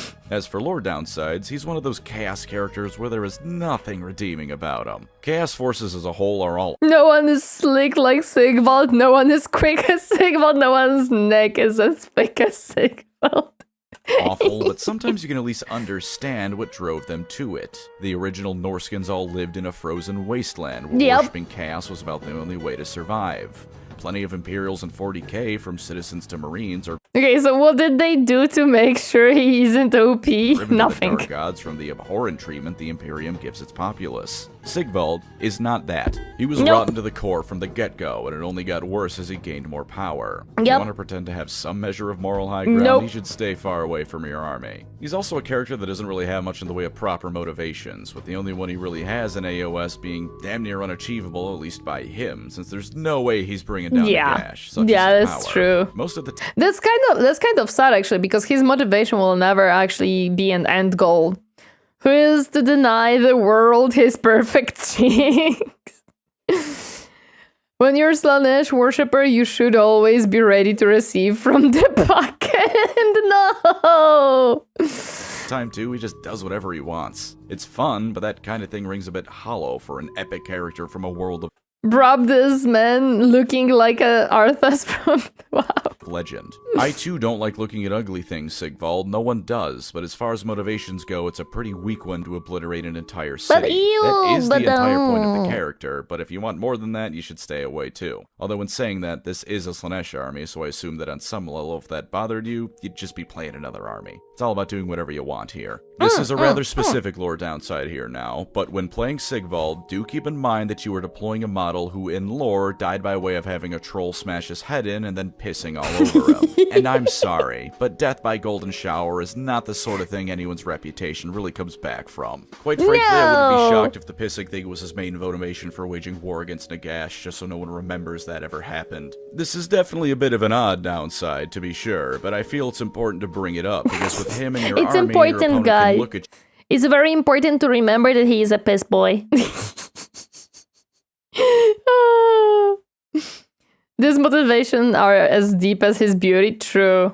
you, call you a little piss boy, and be entirely right. Although again, Slaanesh, for all I know, that might just turn you on. As for tabletop downsides, those are very simple. He does nothing for your army. He murders like no one's business, but that is all he does. No buffs, no movement shenanigans based on Why would he? It's Sigvald. Sigvald would never do anything for his army, so it's very on theme for him to be just a single unit that is strong. Nada. Turns out he has not learned how to wage war any better than he did in the old fantasy days, so just keep it in mind. As much as I did talk about how good it is, as a single melee hero, he can be vulnerable to getting tar-pitted by weaker models. Potentially having 12 attacks will absolutely ruin the day of any clan who add hoarding charges into, but there's also the times you roll the 2-inch charge and don't get to use that rule. You have to carefully choose his targets, not because he's weak in prolonged fights necessarily, but because without doing so, you aren't going to be getting any value out of him. On a final related Also, you're just lucky he doesn't kill his own units. Yeah, at this point. Monster, your enemy's gonna naturally be very afraid of him. Understandably so, because he's brutal, but he's a fellow you're gonna have to use proper positioning with to get that melee use out of him. Beware hordes of ranged units taking shots at him, and make sure that not only does he get into the fray early, but before the fighting starts, you've positioned him properly. Besides, this is good for lore reasons too. It wouldn't do for someone as sensual and significant as Sigvald to suffer such a sham setback because a certain player shoveled him into the south of your soldiers, and that was Sigvald the Magnificent.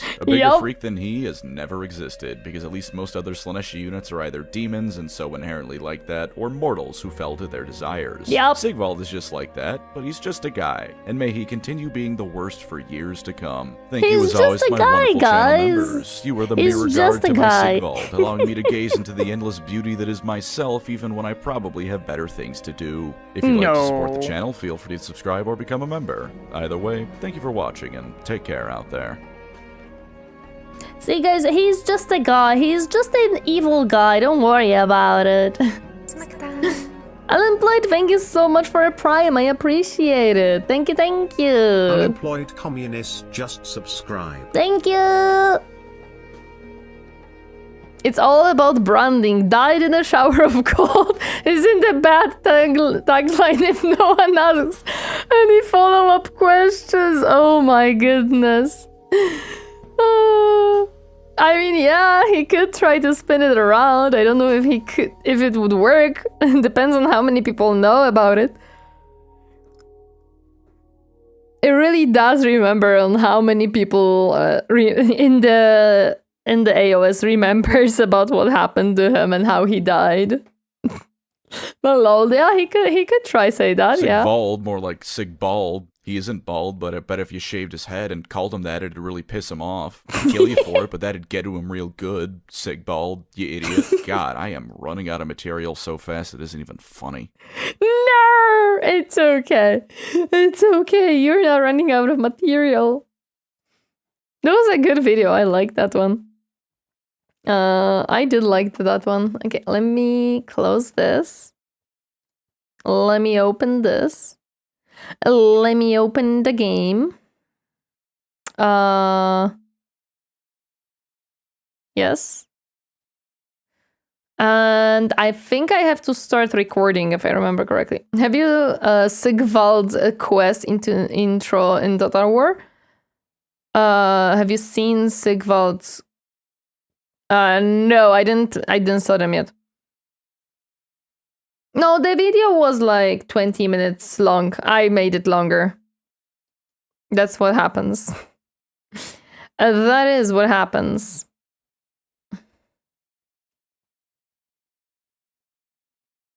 Well, I made it almost hour and a half long, but that's what I do. Since the game is opening, I can now show you this stuff.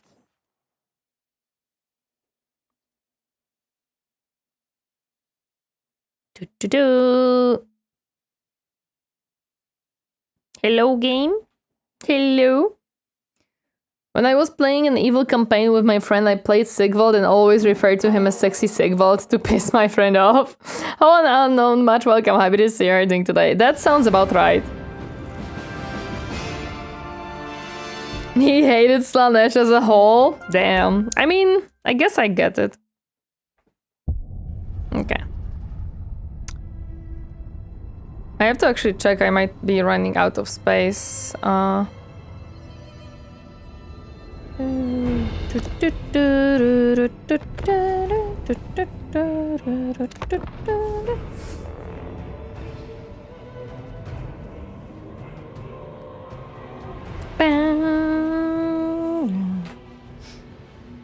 mean, to be honest, I don't think I hate any factions in neither 40k nor fantasy. Well, okay. Correction, I hate Bretonnian fantasy. Yeah, Britannia, there we go. But in 40k, I don't think I hate any faction. And none of the, like, chaos factions are particularly something that I hate or not. Like, Tzeentch is just funny men for me. And there's like, okay, they exist. Good evening. Hello there, Scapegoat, welcome. Happy to see you herding today. Hi. Well, I still don't get the crops Slaanesh gets. I don't know why, to be honest. I don't see a reason to necessarily hate Slaanesh. But, you know, everybody has their own likings and dislikings. Maybe they have some personal reasons to not enjoy them or something. Okay. Now it's time to remember the heck was I doing here. Yeah, I almost finished off the whole thing here. Here I am worried about these two armies. Are all the Chaos factions evil? Yes, every single one of them. Why do you hate the French so much? Well, this is why, because Lewin is here. Get it, crabs, because the crab claws, lol. You kicked Lewin's ass and the rogue armies? Yeah, but Lewin is... I must keep my holy vow. No! This is ill-considered. Okay, Lewin is already back. So yeah. Sometimes it makes me feel like I need a shower. The whole thing makes me think of the smell of sweat and too much perfume. Ew. They're the French. Need we say more? I just love the fact that Sigvald hovers because he thinks the ground isn't worthy of touch holy eagle. Exactly. Did Lewin campaign not too long ago died to a Norscan invasion? Oof. Yeah, this is what worries me more. Although this one is not that bad. No. This one will be worse. How far can I move? Not far enough. Did it diabolic? Yeah. I really want to finish off Lewin, but I always struggle because of Imperium sitting there and be like, hey, we are waiting for you, get in here. No, there is no mods on this playthrough. Okay, this is ambush chance 100%, so let's do that. Let's put you in ambush stance as well. It's 95, 95, 70, 70. Yeah, okay, 95 will be good enough then. And if any of the armies advances, they should get into my ambush. Did I lose an army? No, I don't think so. But I did want to recruit one thing for this army, and it was probably one of this dude, to be honest. Yeah. Fortunately, the Empire went south, so we're good. This army would not be good. I mean, the rogue army should die soon. Hello there, Keystone. Welcome. Happy to see you. How are you doing today? Has streamer seen Prince Sigvald's magnificent speech? I don't think so, no. I won Ropan's campaign while A while back? I wasn't here for the Rogue Army stream. How did that go, by the way? What we did is we went through a... They attacked me on the... They attacked my... one of my settlements, and because they were mostly a... Well, they were only horse army, I basically just killed them all from the settlement because they couldn't do anything. So I just did that. I just killed them with it. Yeah, they decided to siege with horses, so you may understand how it went. We got money. You can probably raise another army to support. I do have another army being prepared here. This is another army that is being prepared, so it's okay. Easy, yeah. His speeches from one of his quest battles in Total Warhammer 3, like, it's like 50 seconds. No, I didn't saw it yet. Okay, so we have that. This one has to grab the thingy, the other one will do that. We have money. We indeed have money.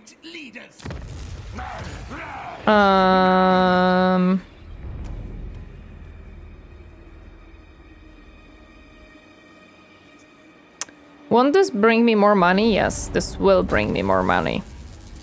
I mean, this also brings more money, to be honest. So we can upgrade both.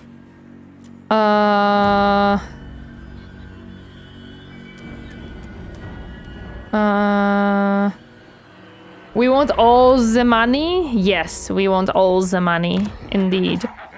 This one we can upgrade. Oof, that's an expensive upgrade. 12,000 is a lot. We can upgrade these, which I would like to unlock some more research, please.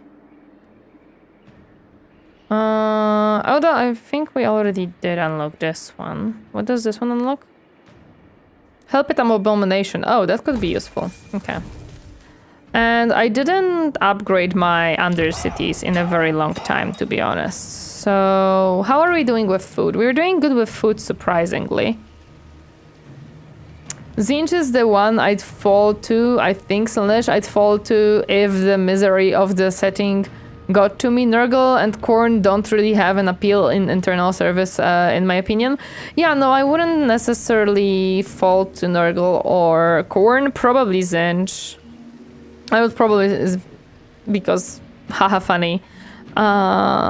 Income, this one gives that one, this one gives food. What do these guys do? Corruption, and these give range and health and stuff, which I'm not going this way just yet. So we're gonna grab some income in that case, yeah. We are gonna do some fun stuff. I mean, you will be changed in the service to enjoy it eventually. True. Nurgle sickness feels good according to what I have heard. Well, it feels... It makes you not feel much, so technically yes. This one we leave for now. Undercity upgrade available. I know. I don't want to use up all the money because we will need money for the second army that we're trying to build, so it's okay.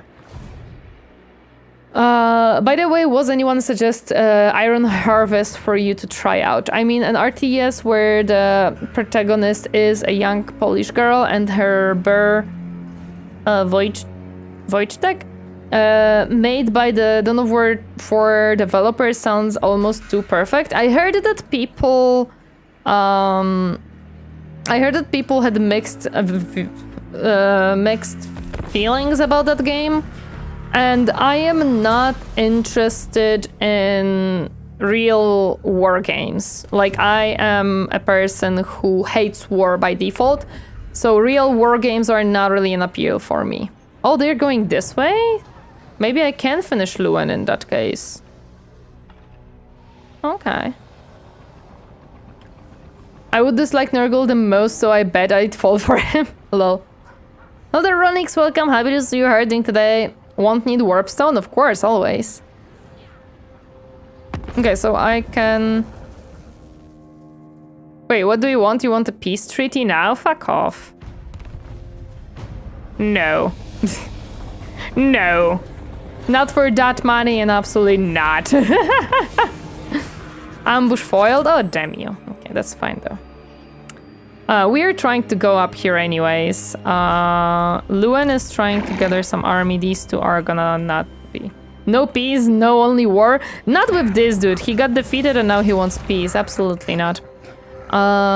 This one is still gathering because it is 2. Yeah, so we have to wait for that. Chaos Demons to fall too. How about I vote none of this above? That ain't how it works. Probably. Okay. This is my main army, yeah. Okay, so we can attack... Yeah, we can attack this army. What is the garrison here? It's not very strong garrison, to be honest. It's mostly peasant stuff.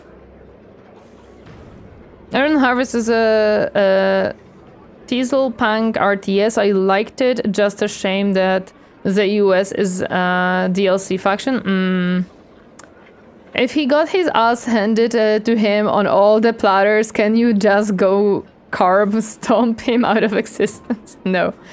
Iron Harvest is in a setting based on paintings. A lot of mech like Walker bought tanks. I'm not a fan of it myself. They sold it as classic RTS. I bought it based on this. It is not classic RTS. Okay, so they messed up marketing in that case. Iron Harvest is as real as this. Mechs, flying ships in the DLC, or is it the context of World War I stuff? I think it's the context that is my issue. Later then? Maybe. Okay, so let me see. We have to move this one up for sure. We're gonna attack with both armies for sure. I just need to... If I attack, will I be in range? It doesn't show me if I will be in range. And I cannot move it closer. Do they approve of this answer? Okay. Really failed fall to Slaanesh in all seriousness, partially indulgence in games and good food, mostly desire to having a family, but then again, I can always worship Rhea and Ariel for more healthy ideals. Oh, I probably Slaanesh because I am a... Do you guys think I am in the range of reinforcements? Send the copy to Captain for proof game. Do you guys think that I am okay? I mean, Captain would probably enjoy it. Captain would probably enjoy that game. I actually found today a game that I think would be very fun because it is similar in concept to Pacific Drive, but with tanks. However, it's an Epic exclusive, that's one issue, and the second, they actually destroyed that game and kind of just made it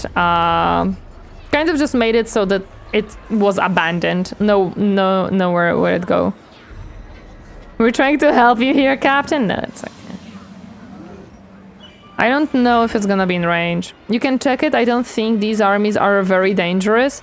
Not really, but I want to make sure because I cannot move this one closer up. That's the furthest I can move it, so...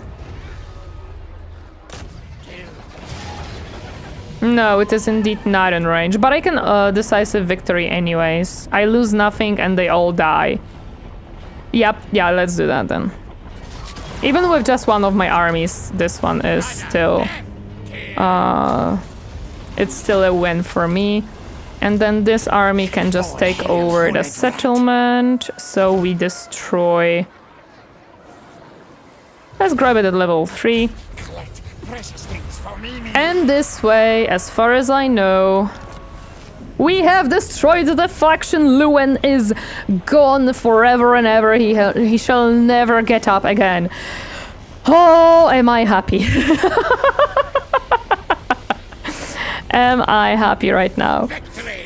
Tori is alive? Yes, Fairy Marine, I am alive. I am very happy because we just killed the faction that Luen was part of, so... We are done! We are done. Krag Ziflin? Which one is that? Why is this part of the fuck? Why are these three to combine is beyond me, doesn't matter. Sacre bleu, they're gone. French are no more. We're trying to help you, Captain. Yeah, don't worry. No more French fries, guys? Nope. Is the mountain chain? Oh, I see. So that's how they thought about it. Okay. Well, I'm happy it's gone. You have seen a lot of wins lately. I'm just waiting to use the Ben quote. Victory has defeated you. Oh, come on. Why would you be like that? Okay. So we have a little bit more money. Let's see. What would I like to do? Yes, upgrading this one will be useful for me. Can I build more? Yes, I can indeed build more economy here. Oh yeah, I forgot about these places completely because they're so far north that I didn't even really consider them and think about them. True indeed.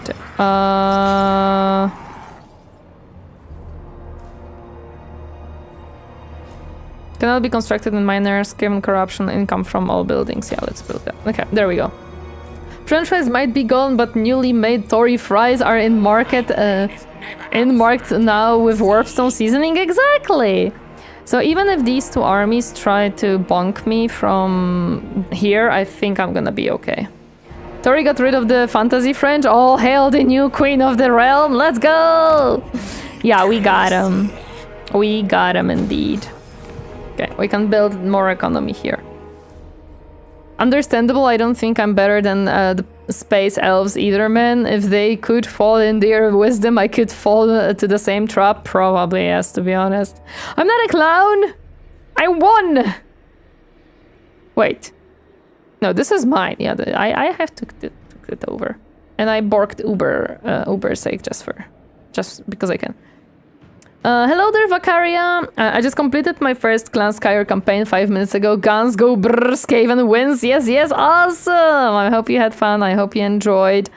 Hopefully you had lots of fun. Oh yeah, I have to grab this one back actually. We're gonna try later. Okay. Unassigned skill points. Let's change that. Oh no, I just realized that we have forgotten to name all the horsey forests. I'll go be sad and then corner it. It's okay, don't worry about it. Okay, so Ikit Claw, you have a point, a pointy point that we want to throw probably here for now. And actually it was not Ikit. There we go, Ikit. Yes, I'm very happy that you're happy.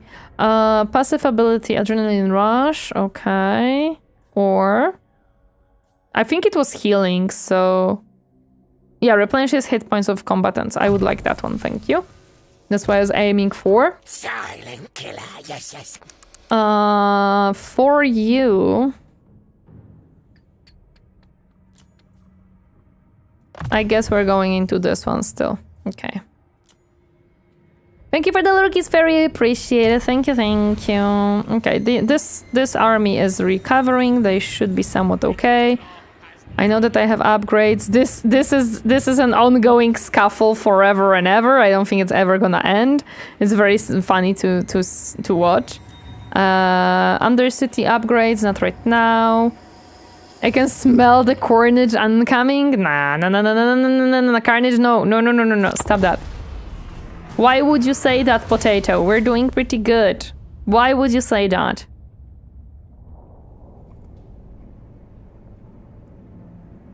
We finally got rid of Luen. Hello, Rakeland. Okay, so they're trying to go from this part again, but not necessarily. I actually don't know what they're trying to do.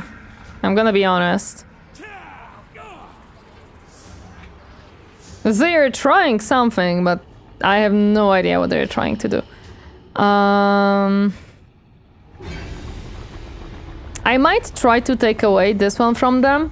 I don't know if I'm gonna succeed. I do have 2 armies that can try to take this city from them, so I can kind of clear this area and be a little bit safer, especially that this is a big stronghold for them. Yeah. I see. What is the rogue army doing? Oh, look. This one has been once more borked, but not really. I don't know what they're scuffling, okay? Okay, so this army... I think... They don't know either? Yeah, it seems so. They're just walking there menacingly. Well, okay. Because they are kind of gathering on this side, I think I'm gonna go down here to finish off this army and take over this specific settlement for myself. Got 6 new lords today due to the sale. Awesome, Star Papa. I hope you enjoy them. Hope you have fun with them. Military exercise. Lol. Okay, let's now grab some nice... Huh?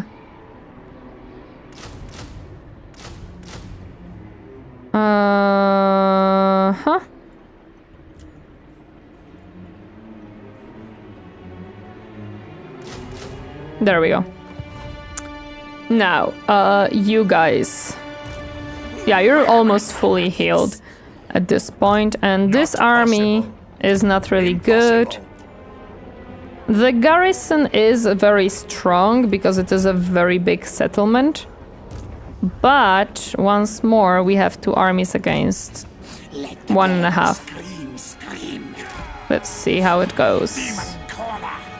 Yep, we are in range. They raised the settlement, 2 settlements. Yeah, so I'm gonna try to recover them. And I'm gonna try to catch this army while the second one is nowhere near. And I try to at least raise this settlement if possible. I can also always try to... Why did we not attack it? Good idea, yeah. Why can't I attack it? You gonna try to strike them from behind? Yes, basically. There we go. It didn't work. Close victory. What do I lose if I do close victory? Actually, I lose nothing.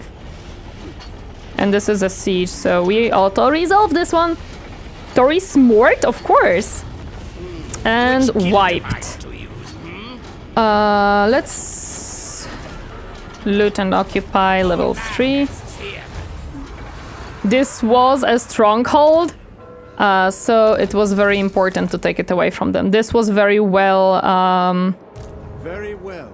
Hi. I did not want it to close. Yeah, and we're gonna heal within like 1 turn again. These a little bit slower, but it's okay. So yeah, here we're fine. This city was definitely very important to them.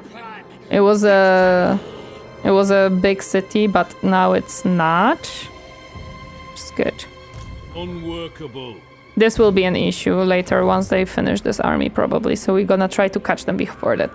Hello there, Berker, welcome, happy to see you doing today. Okay, so we have a lot of money once more. Let's see what we should maybe upgrade. Let's see. You know what, we have a lot of money. Let's upgrade the city to the maximum so it starts bringing even more money to us. Can I build more? Yes, I can build more stuff here. Tasty Morian burgers, yes. Let's build this one really quick so we have more. Let's... yeah, there we go. Doing alright, glad it's the weekend. Yeah, I'm glad it's weekend too. I'm happy that it's going well for you. This is Wood Elves and I don't want to start fighting with them yet, although they were pushed pretty badly by the dwarves as I see. But I don't necessarily want to start a fight with them yet. I am more worried if these guys decide that I am wrecking Rakeland too much and they decide to fight with me, because that's gonna be an issue. Fortunately, we're done with Bretonia, so at least that one is out of the question for now. And we don't necessarily have to really worry about it anymore. So we have only 1 enemy technically at this point, instead of 2. I prefer France fries. Good one. Oh yeah, I have this city as well. I can update it, yeah. There we go. Unassigned skill points. I'm very happy that we have the healing ability right now. It's gonna be useful. It'll be useful. Missile resistance and spell resistance. Missile resistance against the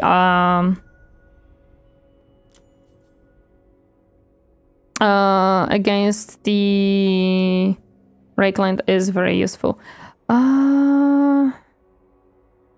What do you boost? You don't boost the...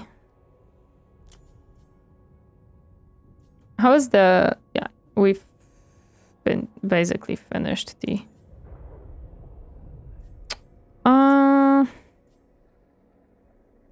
Isn't Scorch the...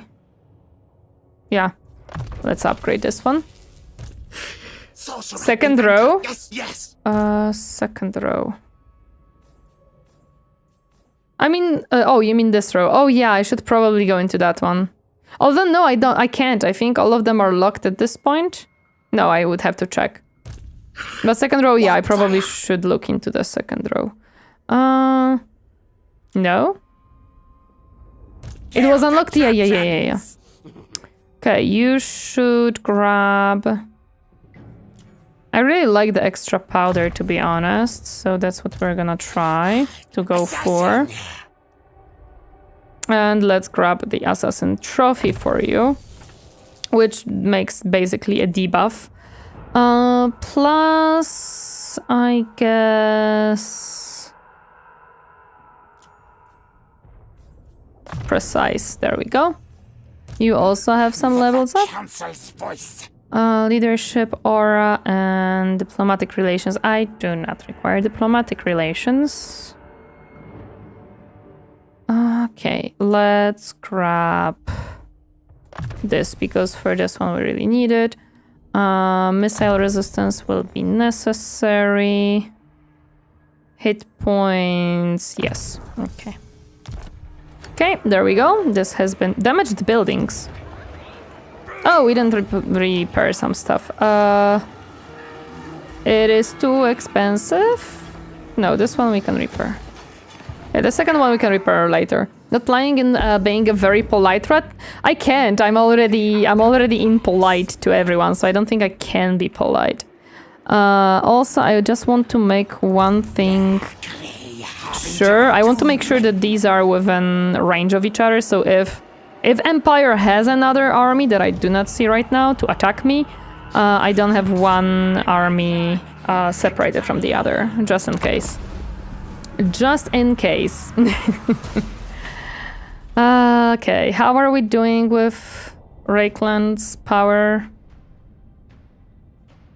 Nope, they're still stronger than me, and they're already making a second army, and I see that they're trying to go from here. Why didn't it attack earlier? Rats are famously loyal, right? Of course. What do you mean, Star Popeye? Which army are you talking about? That why did it not attack earlier? When you clicked Mirian Borg with Ikit? I don't know actually why I didn't. Remember, there are no men-sized rats? Of course not. Who told you that? I think she misclicked. I may have misclicked. It's hard to say, to be honest. You're dead. I'm gonna kill you. You're dead, sir. I have my army coming for you. During a raid on a minor dwarf outpost, one of your lords captures a dwarven powder hole. Lace it with a warp stone, set it alight, treasury press for fast, expand tunnels, growth, all provinces, give it to the lord. Metable gains trade bonus master, bonus experience to fight for Metable. Oh, he is dead, yeah. I'm just gonna make sure that he's gone. Flash bomb. 5 turns for growth. They measured the rats. They were all one rat big, yes.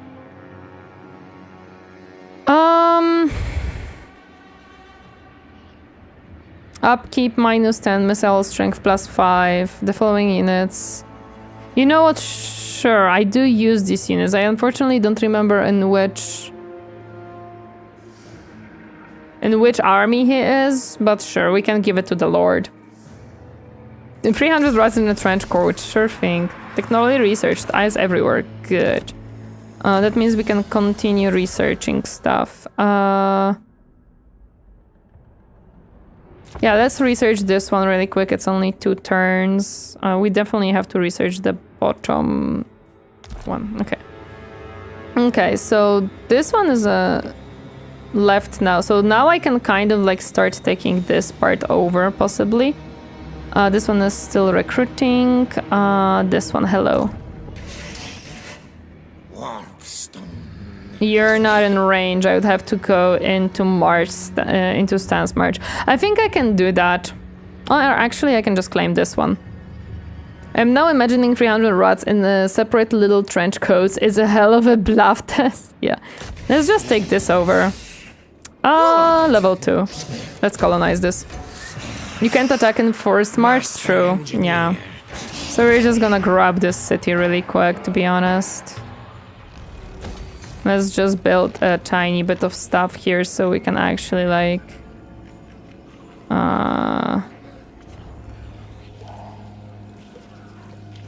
Yeah, so it doesn't matter which one. So we can just basically get this part as mine. We're gonna bring this one back next turn after killing this dude. Okay, in that case... Yeah, I think we just should go and take these back. Because these used to be mine, but they take over. And get this one back as well. And just... I think this one was the one that I lost last time. Okay, you... What turn is it? Oh yeah, I didn't move myself. The rest of the Empire has undercities? Yes. Majority of the rest of the Empire has undercities. That is correct.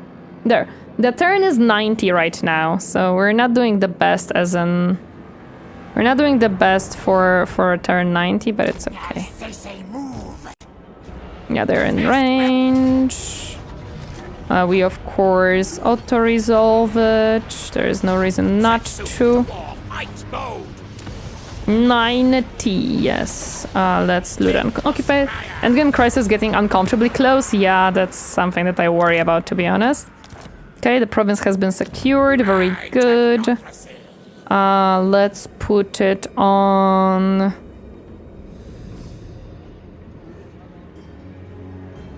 Let's put it on growth. Our control is good in this area.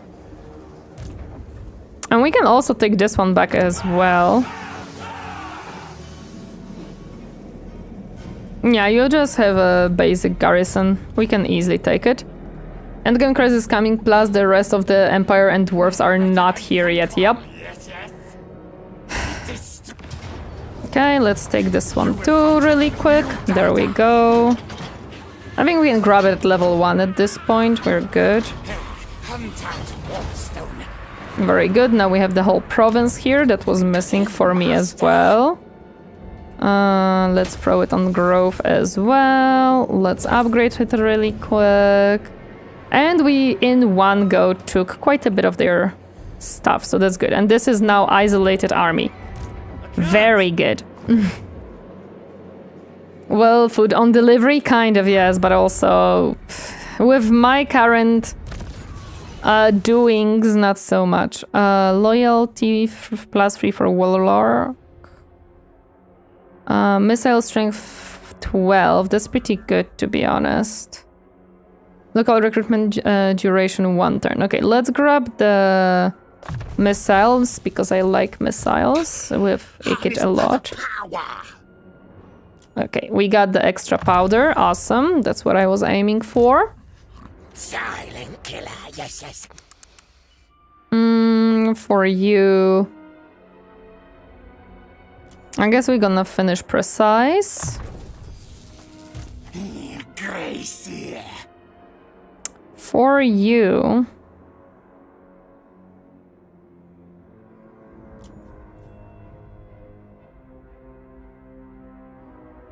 We could technically start this one. Yeah. Oh, you have also a level up. Sorcerer inventor, yes, yes. Ayo, I kinda need the stuff for you. Okay. And that's it. Perfect. No, we can upgrade some more stuff at this point. Yeah, because we have some money, we can build some more things.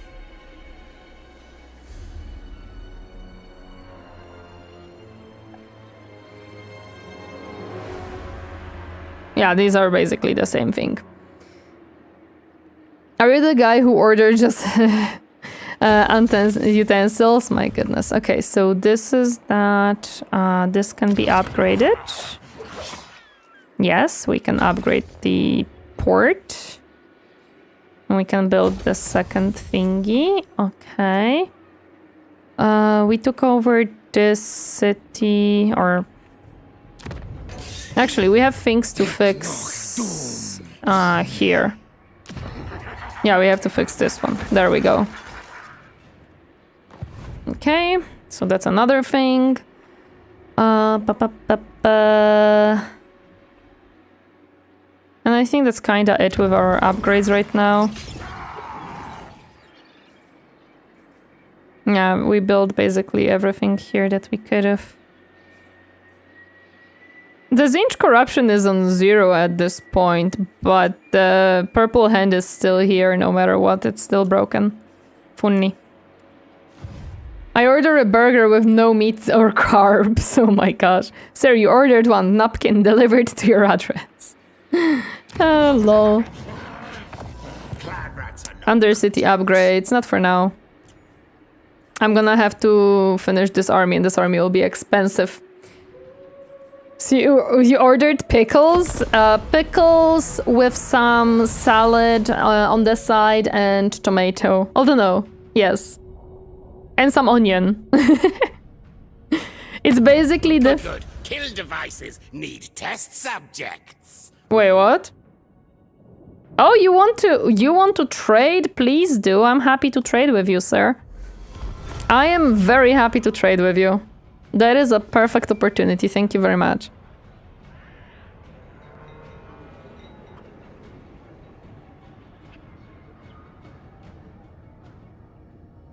Can you order everything on the side, assemble it yourself? We checked you were able to buy some trade deals. Yeah, true. Rakeland is slowly but surely losing the strength that they had. A side of salt, please. That's Hello Fresh. Diplomacy, yes, yes, only very little small betrayal to your people. We will just eat your smallest citizens. I am generous, yes, yes, of course. Negative growth. Cool, that's exactly what I needed right now. Okay, where is that little scumbag? Here he is. Can I reach you? Oh, you little... I cannot reach him. And he already is rebuilding his bullshit. Ah! Sir. I will reach you sooner or later. Stop resisting. First army. Hello. Yeah, now we can grab more. Actually, how many do we have? 8. Should we grab anything else? Yes. Do we have anything else here? No. We need globadiers and some other creatures. So we're gonna wait. Insert, why are you running, meme? Yes, why are you running? Why are you running, sir? Okay, so now we can grab this army that is here.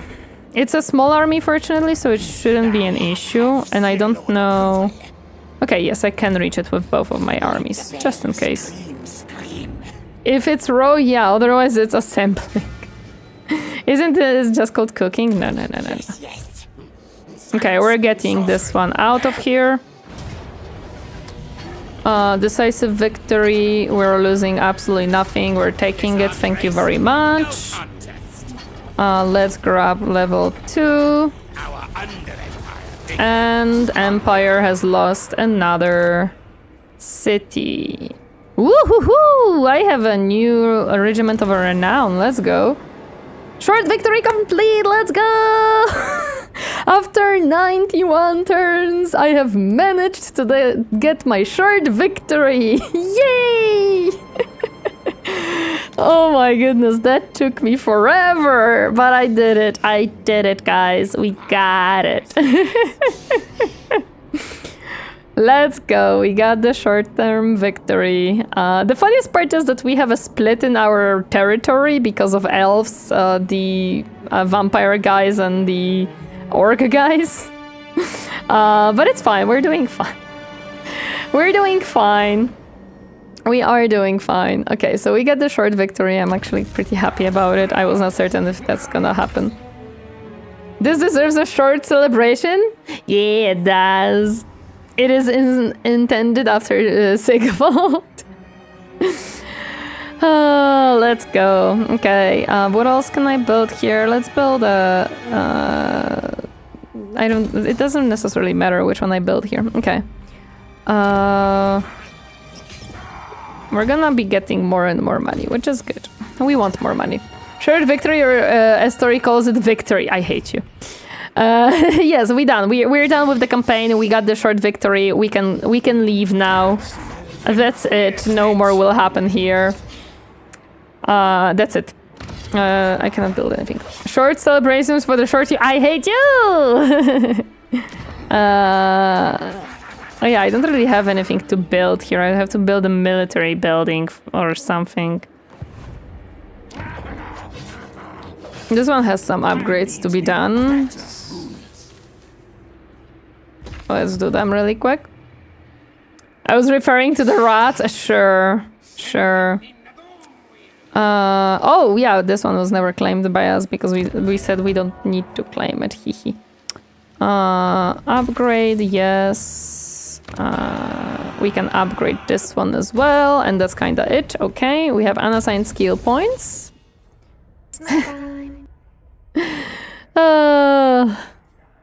Half a year of the Stinky Bunny. What do you mean stinky? I'm not stinky. Thank you so much for 6 months as W5. I appreciate it. Thank you. Yes, we're gonna grab the brass thingy. That's very fun to have.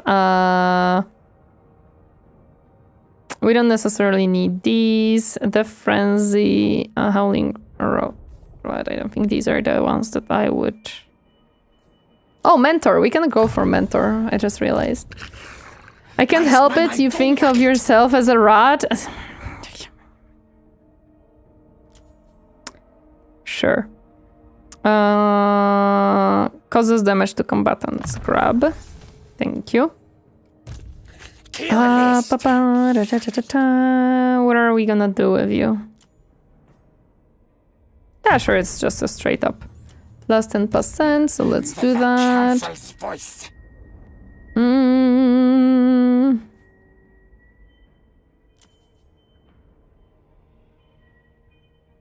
Oh yeah, we're gonna grab the second level of that one. And yeah, I would say more health. Actually, I don't know how much these stack, but that's fine. Okay. So we have done... Rakeland is gone from this part, so now we could start maybe pushing here, but I don't know how much I do want to push. Oh, hello there, Beastman! Hello there, Fragda, Jebba, welcome, happy to see you harding today. So the Beastmen are also bothering Rakeland right now, which is pretty okay. They are huge, by the way, like, this is definitely not all they have probably more. Just gonna bring a ladder to get the long victory. Oi! Yeah, I don't think we can finish off Rakeland because they still have a lot of buildings, a lot of cities, and then definitely Nuln will try to get me out, and they have potential of going from this side, and I really do not like that. And I don't know how I'm gonna deal with these guys because there's gonna be a fight for 2 fronts for sure. Long victory is a stretch. No, long victory probably I cannot even do even if I wanted to. Objectives, victory conditions. I just finished the short one. The long campaign is a lot of things. Like, I have only 1 finished out of the long campaign. Just to maintain streak and say hello, can't stay for long. No worries, thank you so much for stopping by, I appreciate it. Petition to classify short as a bad slur, yes. Has the reach advantage, yeah. So So my issue is that I have nothing out of these. Like, these are all in the Empire, and I have only one done, so I don't think we can do this. I don't think we can do this in any way. How about nuking Altdorf as a victory condition? Nuking Altdorf. Where is it? It's here. You know what? We can try that. We can... I think we could do that. It is not that far away. It has few... Yeah, we can try that. I think we can try getting to Altdorf and taking it over. I think that's a good way of going so. No. Thank you for the posture check. I appreciate it. Doomsphere? Wait, how can I do that? Then I am using refrain from vertically. I hate you. Or build a nuke Underspire. Nothing surprises me. Undercity? Okay, I'm gonna check it. Military alliance is the one when they want me to fight their wars, right? I remember correctly.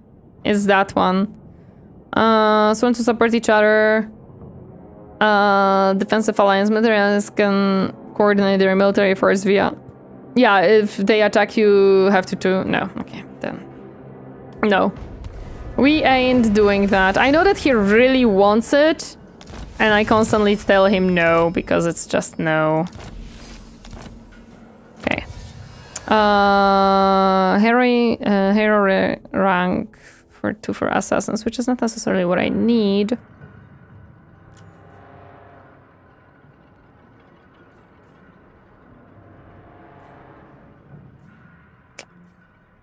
Okay, but we have to, like, go into this.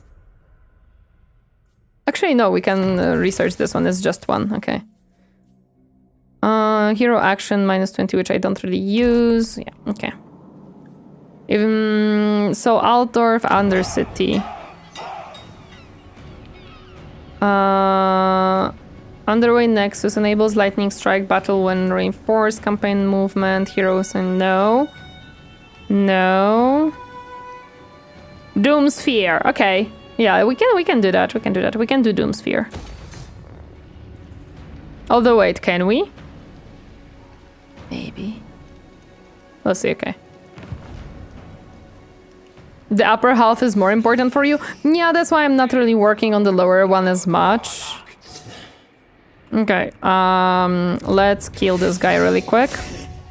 Diabolic devices. Diabolic devices. We're still killing you, dude. Get out. I'm done with you. You were a nuisance for long enough. You were a nuisance for long enough, you little creature. Never again shall you be allowed to do this. That will work. He's gone! What are dwarves doing here? Wait a second, what the heck? Wait, you're not... Yeah, where the heck did you come from? From there? Are you crazy? If this is these dwarves, I wouldn't be surprised, but from there these dwarves came in? Hi, please go away. Okay, these are trying still. That's fine, I don't really care. These guys are gonna be unsettled. He's on an adventure, 2 of them. It looks like the dwarves have been busy. Oh yes, they were very busy. They were heavily busy lately. This is a lot of money and I still need to... Okay. Wait, you're still not done with... You're still not done? Okay. Because I need to bring you down, I think, for the shoots.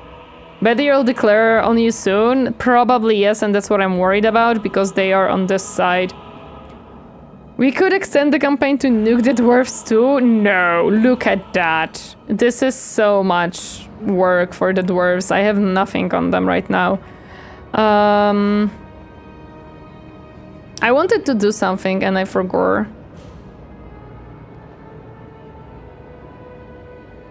No, what did I wanted to do?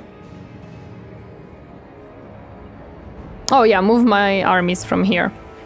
Because now what we can do is... I don't know if I can go through here. Will it be seen as attack if I just pass by from the... I don't think so. I'm just gonna pass by. Yeah, it's fine. Okay.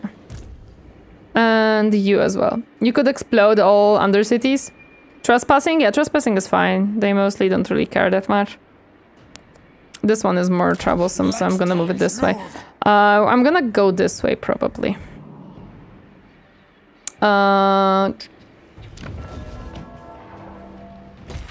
Let's upgrade you really quick, I think. Oh, look, we have a thingy here, too.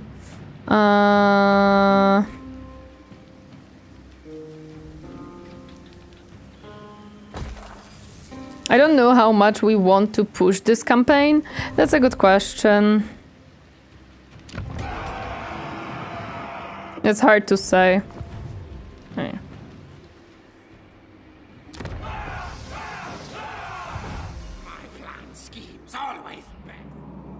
Okay. Unassigning points. Knows who his boss is.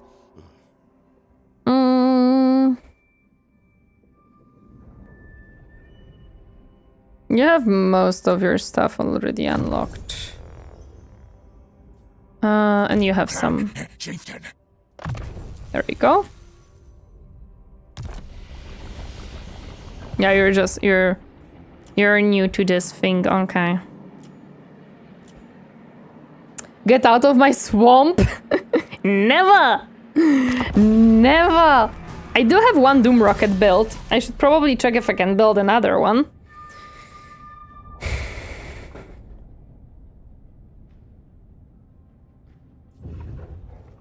Oh, hello! You have another army composed somewhat. You have a lot of horses, I guess.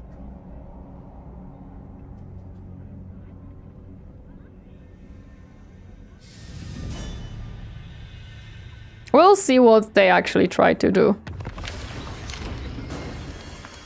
Confederation. Why am I not surprised? It was only 3 settlements, 4. I wanna watch Shrek now. What have you done? My lord, the Undercity may be hidden from those above, but it will be detected if we are not cunning in its expansion. Keep a close eye on which buildings you construct to ensure it stays undiscovered. It's funny that you tell me about it now, question mark? No, please, no more. I watched it far too many times. Oh yeah, because we filled up the thingy here. Oh, we already built the thingy here. Okay, Aldorf. This requires now to be upgraded. Okay. Next, what I wanted to do is move this one 15 turns, just saying. For it to be built, that's gonna take some time. We can't. Well, there is nothing else we can do, to be honest, about it, so it'll be what it'll be. Forgot the building time? Yeah, it takes so long. Wait, what can't I move you? Hello? Why not? I would like you to... What? Next time. Okay, I guess the river took all of the movement.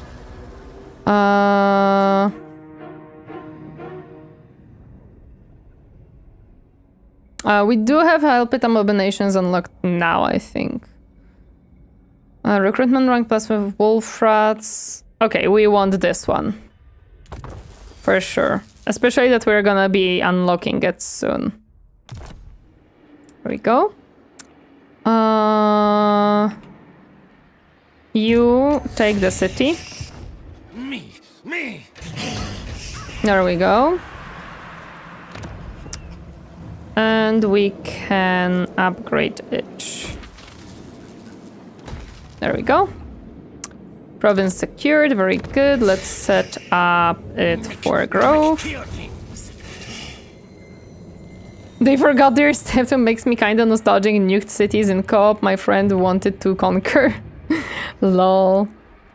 These are kinda stranded because they're surrounded by me, so the only way they can go is to Alt One.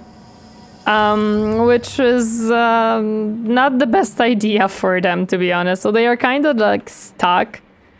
They're really stuck with me and I don't have interest in fighting them right now, but it's funny that they literally just... They can't really do anything right now. Nothing here to build, okay. They just generate money.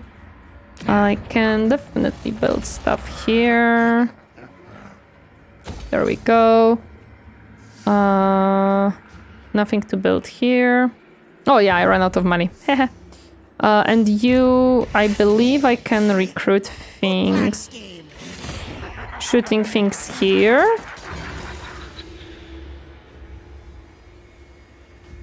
Plague priests. No. Yes, this is where I have globadiers, warp fires and all of that, so that's where we are going.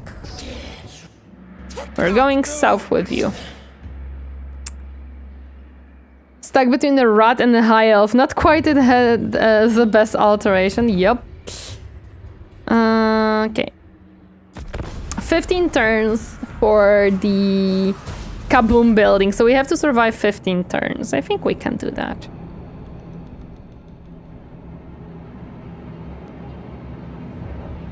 Will you try to attack this city? Yes, they are gonna be trying to. They are gonna be taking it back.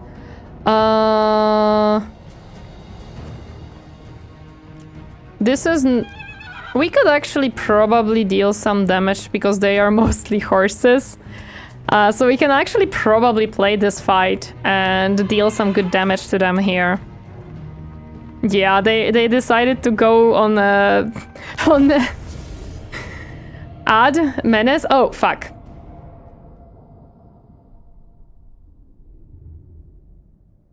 I can reload. I just quick saved as well, so we can reload it. It's okay.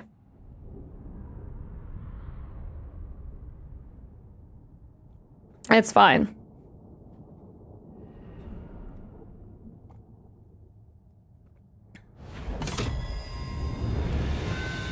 It's fine? Okay.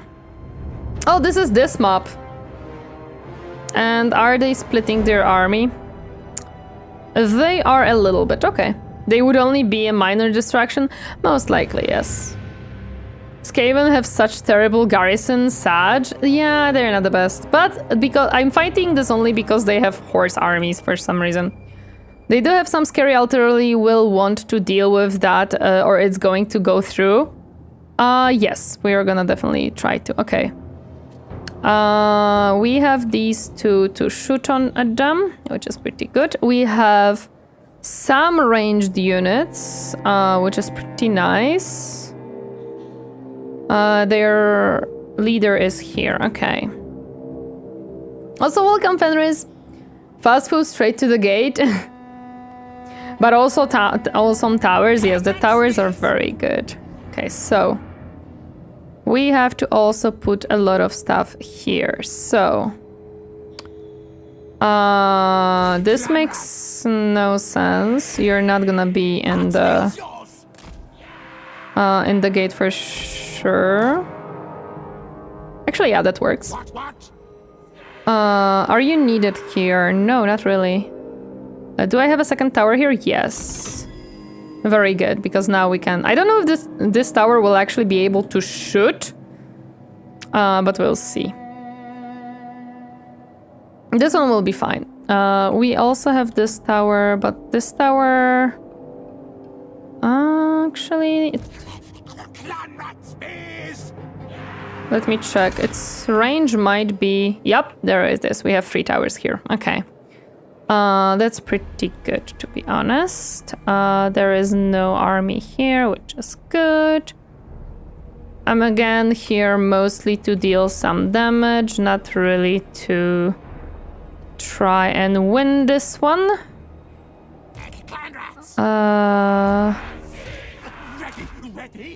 Let's put you up here. I can feel the steamroll coming from their side. Very possible. Helder Northern Sales, welcome. Happy to see you herding today.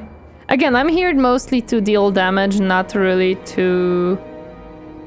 you guys should not hear.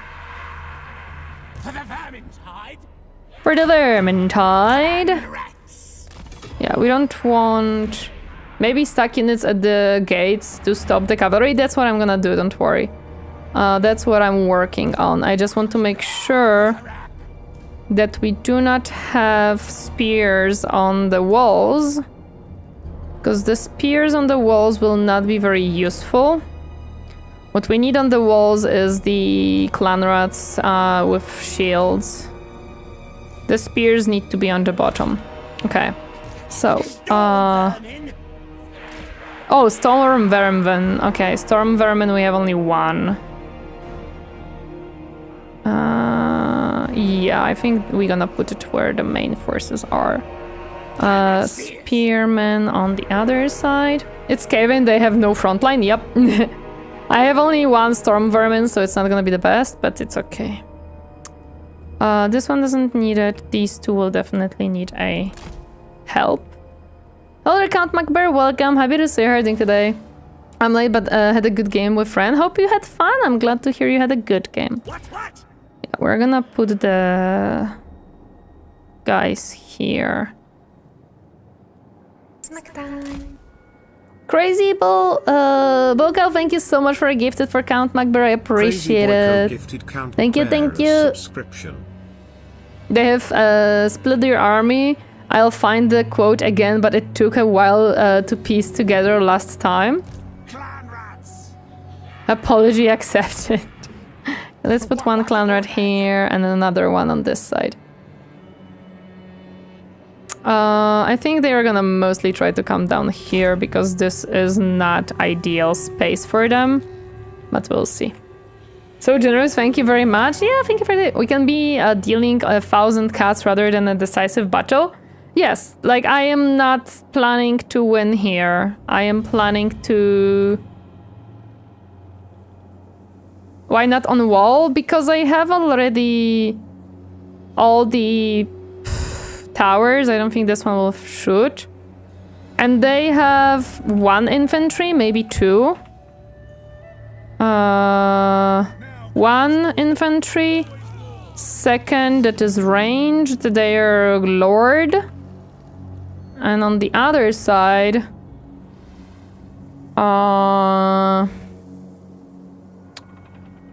they have the flying and the ranged and one infantry. Everything else is basically horses. I'd say victory or death, but it's Skaven, so death. Stack units in one spot on the gate, it will fully stop cavalry from coming in. Yeah, that's what we're gonna be doing. Sleep Lime, good luck, Tori. Thank you so much. Thank you so much for how much is it? $14? $15? Thank you, Thunder. They appreciate it. Thank you so much. Sleep time. God luck, Tori. I'm glad that it works. Soon, machine will be Storm Vermin. Guide us, Horned One. Stop following me. Why not? Obesity Lobster, thank you so much for the follow. Welcome to my comfy space. Happy enjoy your stay. Hi.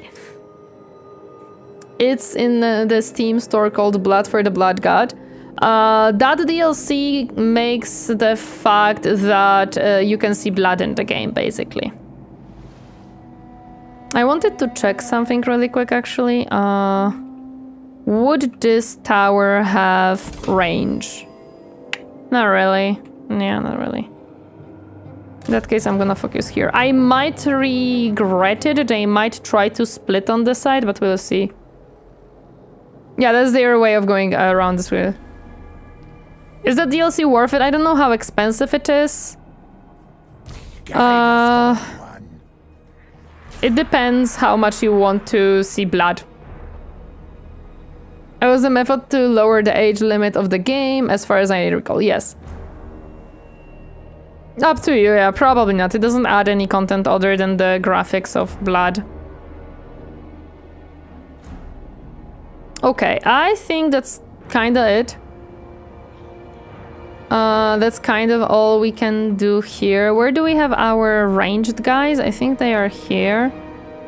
Yeah, I don't know if they are gonna be useful here, but actually this is where the Pegasus is, so probably. Okay.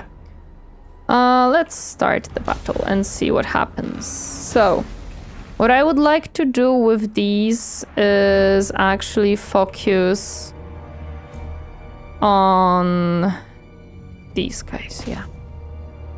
That's gonna be the biggest issue here, so let's shoot them. Blood for the Blackglade unplayable without, lol. And with this one, we want to shoot this flying guy, basically, immediately.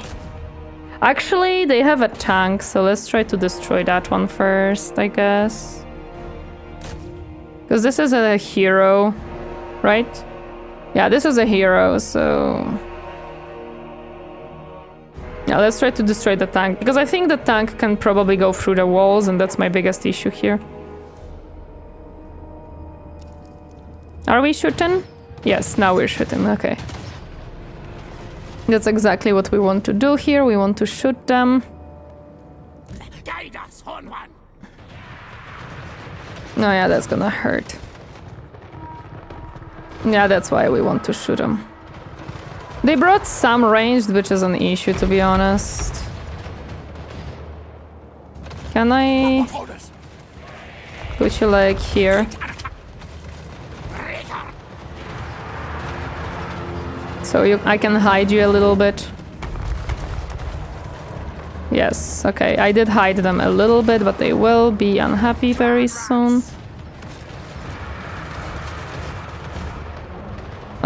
If you don't want to... Yeah, that's unfortunate. They have a lot of range, I didn't notice that.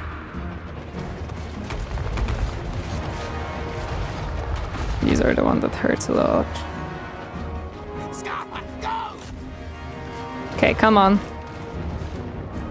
Okay, these guys are running. Get back up.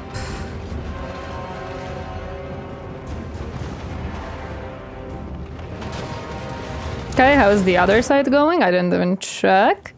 They're just taking the hero down, so better just ignore them. I'm not even touching a hero right now. I'm working on other things, to be honest. Okay, they opened the gate. Cool, yeah. So go in here. Tell that to the grenade launchers. They don't have the best angle to gunpowder units. They have good enough angle that does deal a lot of damage, to be honest. So hopefully we can...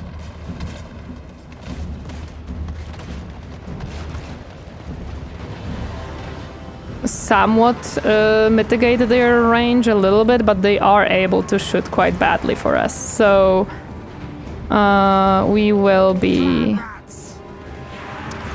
working on them. We are gonna try to, of course, deal as much damage as we can before they even reach us, but we'll see how it goes. Here we're doing pretty well. We have 3 things really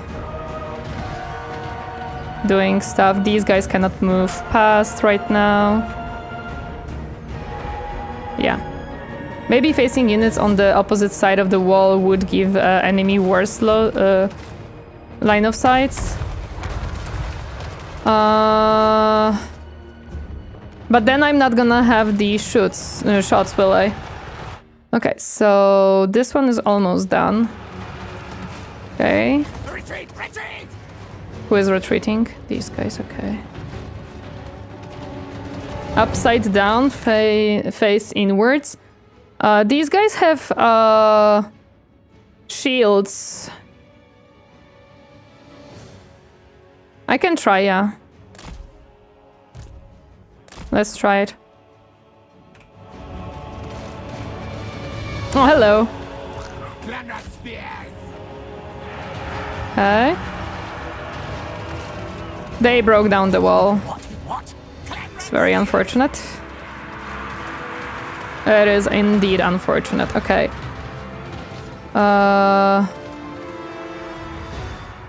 Focus on this one now. No, they still are able to do this, unfortunate. Still can shoot me down. We have a nuke, I forgot. How did you not see that? That's on me, yeah. Not much that I can do now, to be honest. I think we're down here because they destroyed the wall. That's why I was trying to destroy it, but I didn't manage. Every Skaven like move from Menfilth, yeah. We do have a nuke, that's correct. Oh, hello. They're still trying to go through here. Actually, they're not managing for now, so we're good. This one is still shooting. This one is still shooting. And the tank is almost down at this point. Hello, Trollbergs, welcome. Happy to see you hiding today. You won't stop them from shooting. You want them to spend more of their ammo trying to shoot. I don't think so. That's not gonna work very well for me. Yeah, let's try to kind of move in, maybe. We'll see how it goes. They still have some other shooting guys, but... nuke here? Yeah, sure, we can use a nuke here.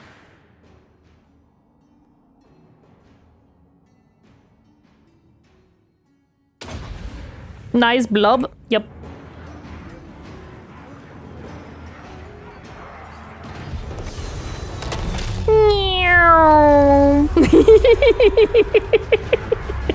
Well, and there goes like quite a lot of their stuff at this point. Okay, these are completely broken. Shoot at these guys now. Then nuke actually worked very nicely, so that's good. We are very nicely shooting at this guy, so we're doing well as well. These guys are actually backing off to the middle. And this dude is not able to do much at this point. Let me try to move these guys as well. So they brought some archers, unfortunately. They were smart about it somewhat. This guy is just sitting here and just doing nothing. Awesome. Perfect for me, to be honest. We are still shooting, which is good. You cannot shoot almost anything. Neither can you, unfortunately. It's indeed unfortunate.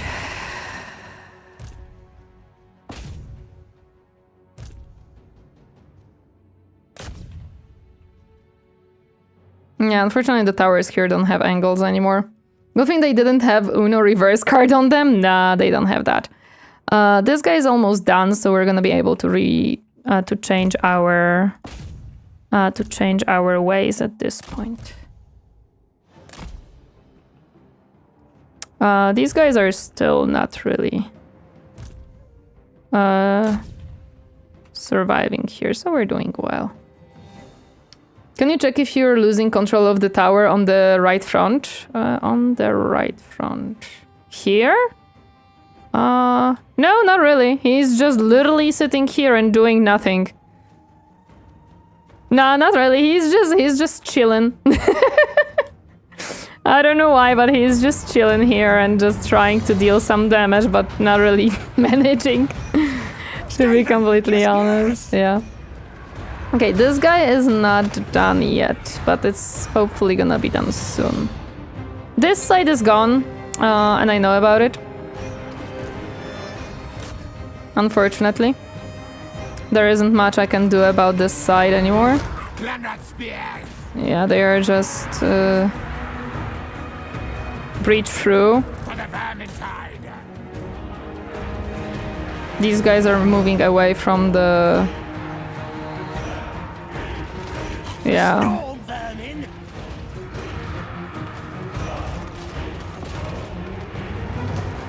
Finish off this one in that case. Yeah, this is my biggest issue right now. Don't let them shoot.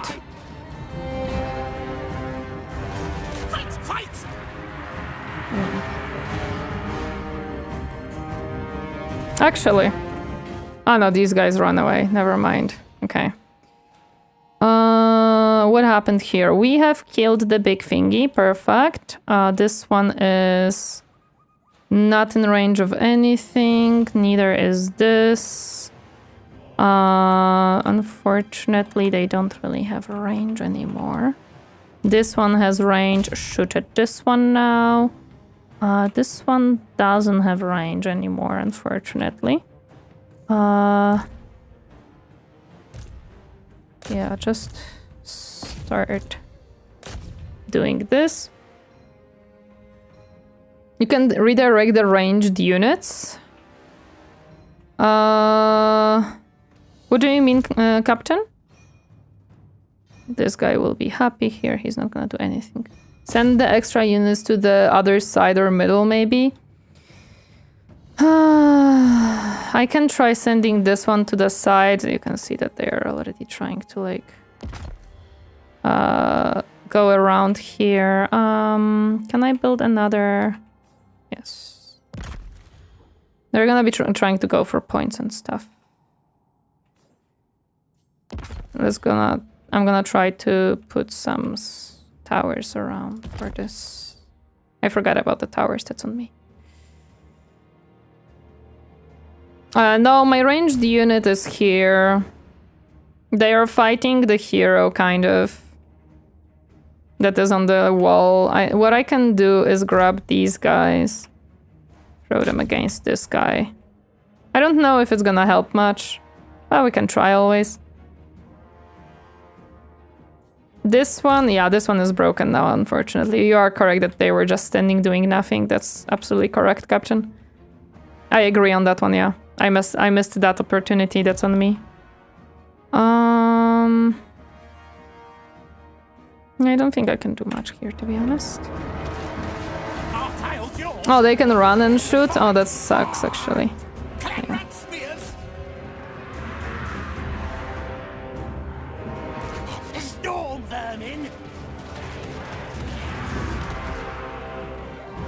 Very good, master. At least their lord is kind of dying, so that's something, I guess.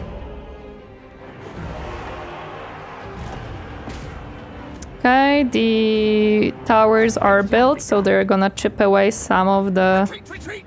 Oh no, they're not chipping away yet. Yeah, the only one that will survive most likely is the storm vermin. That's gonna, like, stand up. Most likely. Go against him. Oh, you guys are back. Can we grab you back here? Chat, why didn't you remind about building towers? Shame on you, chat. 9 more valleys from the horse gunners. Not bad, considering the weak garrison. Yeah, like, again, we knew that this is most likely not a win. It's a... it's mostly just a... dealing damage at this point. Actually... You guys go here. I didn't notice that you guys are done. You can go back up. Yeah, kind of expensive unity. You won your last losing battle? True. Where is the little unit that was riding around here? In 20 seconds there will be towers to bonk them a little bit. This is my biggest issue. They have the range, unfortunately. And that's kind of the issue for me right now. They're gonna be like destroying my storm vermin because of the range, mostly. Nothing really else. 2, 1, let's deal some damage. Why can't I shoot at them? There we go.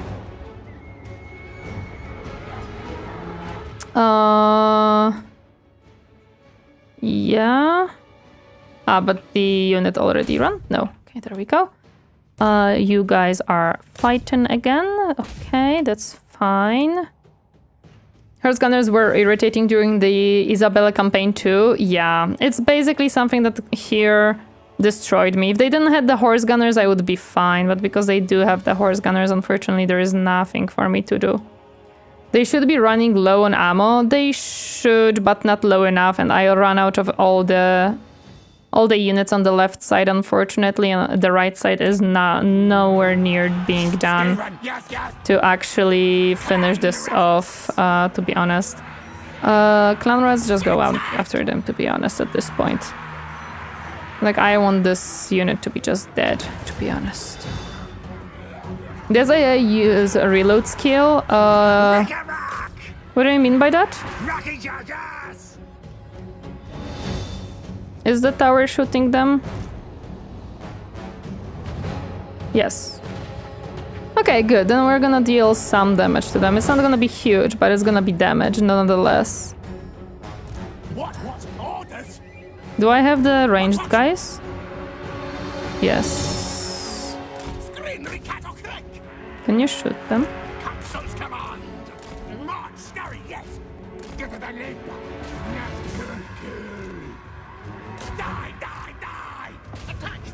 You can redirect those ranged ones to shoot at the gate.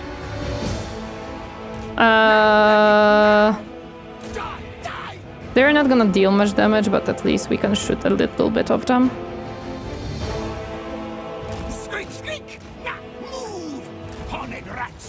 Yeah, there we go. I was trying.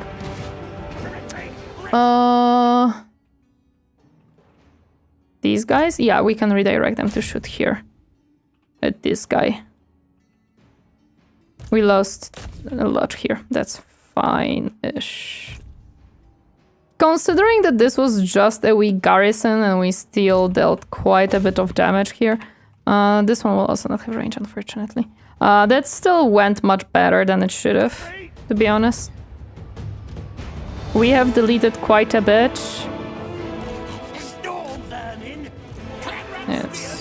They're gonna die, it's fine. There is nothing I can do here. Other side? Ah, true. Shoot here. This is just a hero, we're not gonna kill it.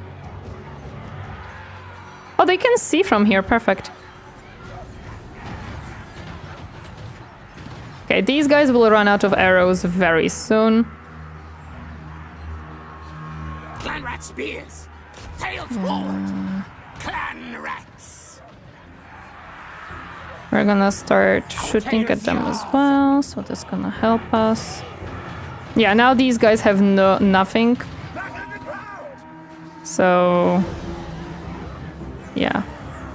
They have no ammo left.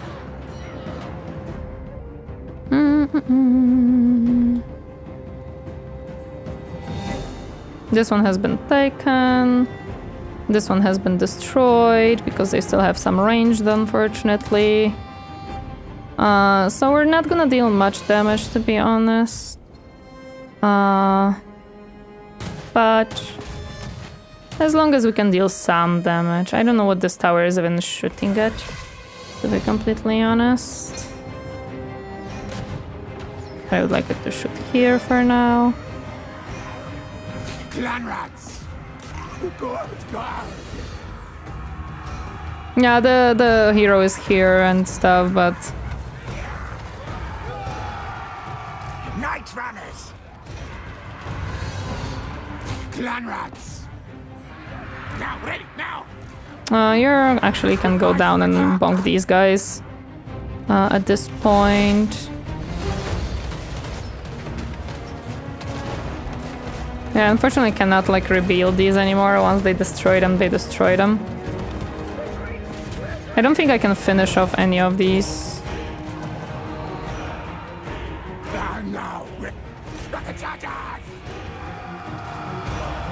Wait, yes. Are we still shooting now because the hero was actually dealing some damage? Okay, that's fine. I'm amazed how your rats just refuse to die shatter. I don't know why, actually. They shouldn't, probably, but I'm happy that they are still alive and they are fighting. It is true that I have a lot of spears, so that's also why, to be honest.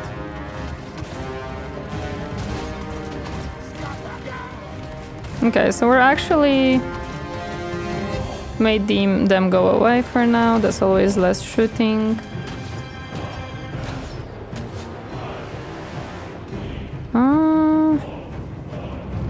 Okay, you can shoot these guys now because the other ones are away. Do I have Yeah, you can fight these guys if you're here for whatever reason. Come here. What do I want to do? Do I have any more towers that I can build? I don't think so. Well, I can build a tower here, to be honest. I can build a tower here. Takes forever to translate that into rat. They forgot that they need to break with the slightest damage taken. Yep, they kind of forgot. It's okay. Again, I'm fine with them forgetting that thing, actually. Yeah, they took down 2 of my towers, and there isn't much I can do about that. It's fine. It's impressive with clan rats? It is, to be honest. You would think they would be dead by this time, but actually they are still somewhat surviving. Don't know how and why, but they are. I have no tower to build here to stop them. This tower is still shooting at these guys, and they're not even taking the objective. I think they're just trying to destroy the tower. Which is better for me, to be honest. Okay. You can shoot at this one. You guys are back. Oh, never mind. Never mind, there we go. There we go. Another Hazard, welcome. Happy to see you. How are you doing today? Still can't wait for the likelihood of getting a thankful for the end time DLC. I would love my favorite rat to yet again fail upwards. Valiant, nice, to be honest. We still dealt again significant damage. Their Hellstorm rocket battery is gone. Their big boy tank is gone. Their great swords are gone. The only renown that they have not lost is the shooting guys, so that's pretty good.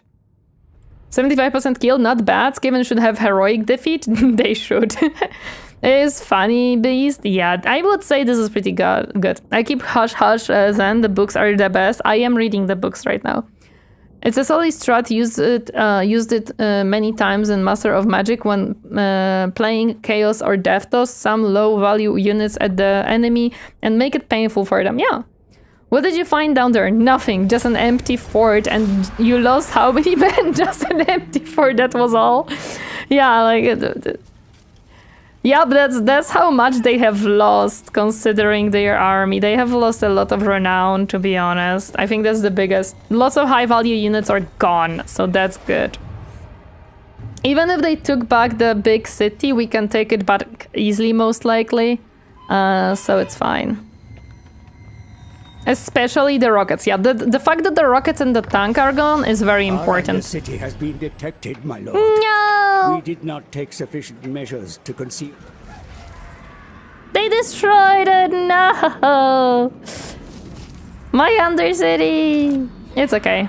They only destroyed it. They didn't actually... Well, they discovered it. They didn't do anything about it. It's not gone yet, yeah. Out killing storm vermin is not... is insane, it is. Now you can just low casualty auto-resolve it back and they wasted their army? Yes, I just have to get to them because I'm a little bit further back right now. I was coming from this area, so I just need some time to get there. Harbinger of doom. Yeah, there we go.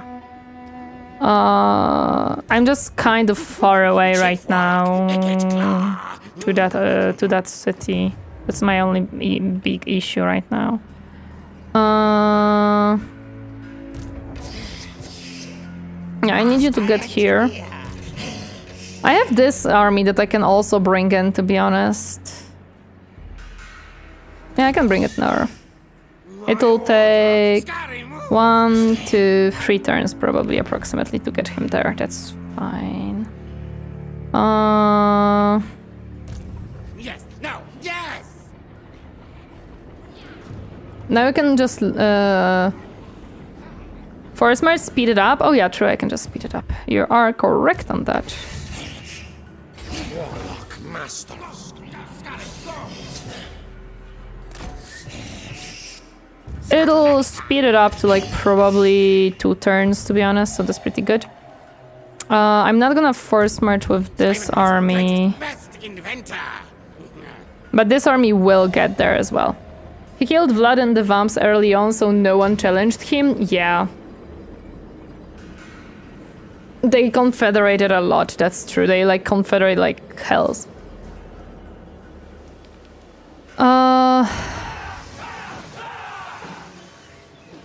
Yeah, 14 more turns. That's fine. Should I take Uber's sake? I mean, I think I will. They didn't take it for so long. I'm just gonna grab it at this point. It's mine now. They didn't want it. I take it.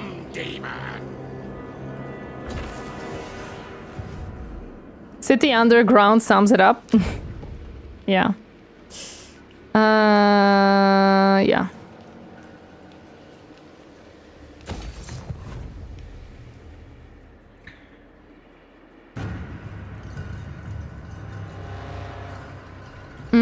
That is even more rare. Vlad Daddy usually conquers half the empire and then fights the Chaos Lord in my playthroughs.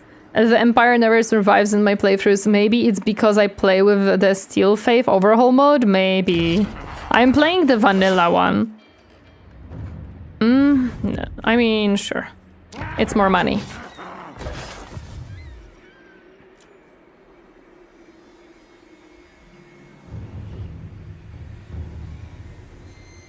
You're playing the Rotgut faction, what do you think of it? It is difficult to play. It is definitely difficult to play. Okay, let's end the turn. I'm still learning. Undercities is like moving into their cities. They can build buildings, profit, or punish, like spreading corruption. There are many types of variations of this, yes. What do those 4 slots do there with the rats? Oh, you wanna trade? I'm always happy for more money. Never seen Vlad win, usually Empire hangs on by threat for me. Interesting. Oh no, they've brought more. Okay. Let's do this. Was a bit tricky early on. She has some risky turns currently saved though. Currently I'm fine, yeah. They are trying again, guys. With more renown. I know I played the Dwarf campaign and there is a building to detect Undercities, but I never figured out what any of it meant. The rats just kept spawning at one of my settlements. That's why, because you had Undercities. Oh, fuck me, this is this one. We're screwed. I forgot that this one has no towers whatsoever. No, no, no, no. I quick saved before this. No. We're not doing this at the end of the stream. I thought that this one has walls. I forgot that this specific city, for whatever reason, doesn't have walls. No. No. No. This one had balls. Yeah, this one was not. This is an annoying one. I don't have any ranged units. They have ranged units. No. No, I'm not doing this today. I'm gonna lose that fight. I thought that this one has the walls. I forgot that it doesn't. I completely forgot that this settlement has no walls. My last Ikit campaign, even Skaven faction was wiped out by turn 25, except Throt, and he wasn't doing well. Damn. I think I looked for too long. No, you didn't. Okay. On YouTube, I'm gonna be ending the stream. YouTube, thank you so much for joining me today. I really appreciate it. I hope to see you tomorrow. We're gonna be continuing painting some miniatures. So YouTube, thank you so much. Please take care of yourself. And bye-bye, YouTube. Bye-bye, YouTube.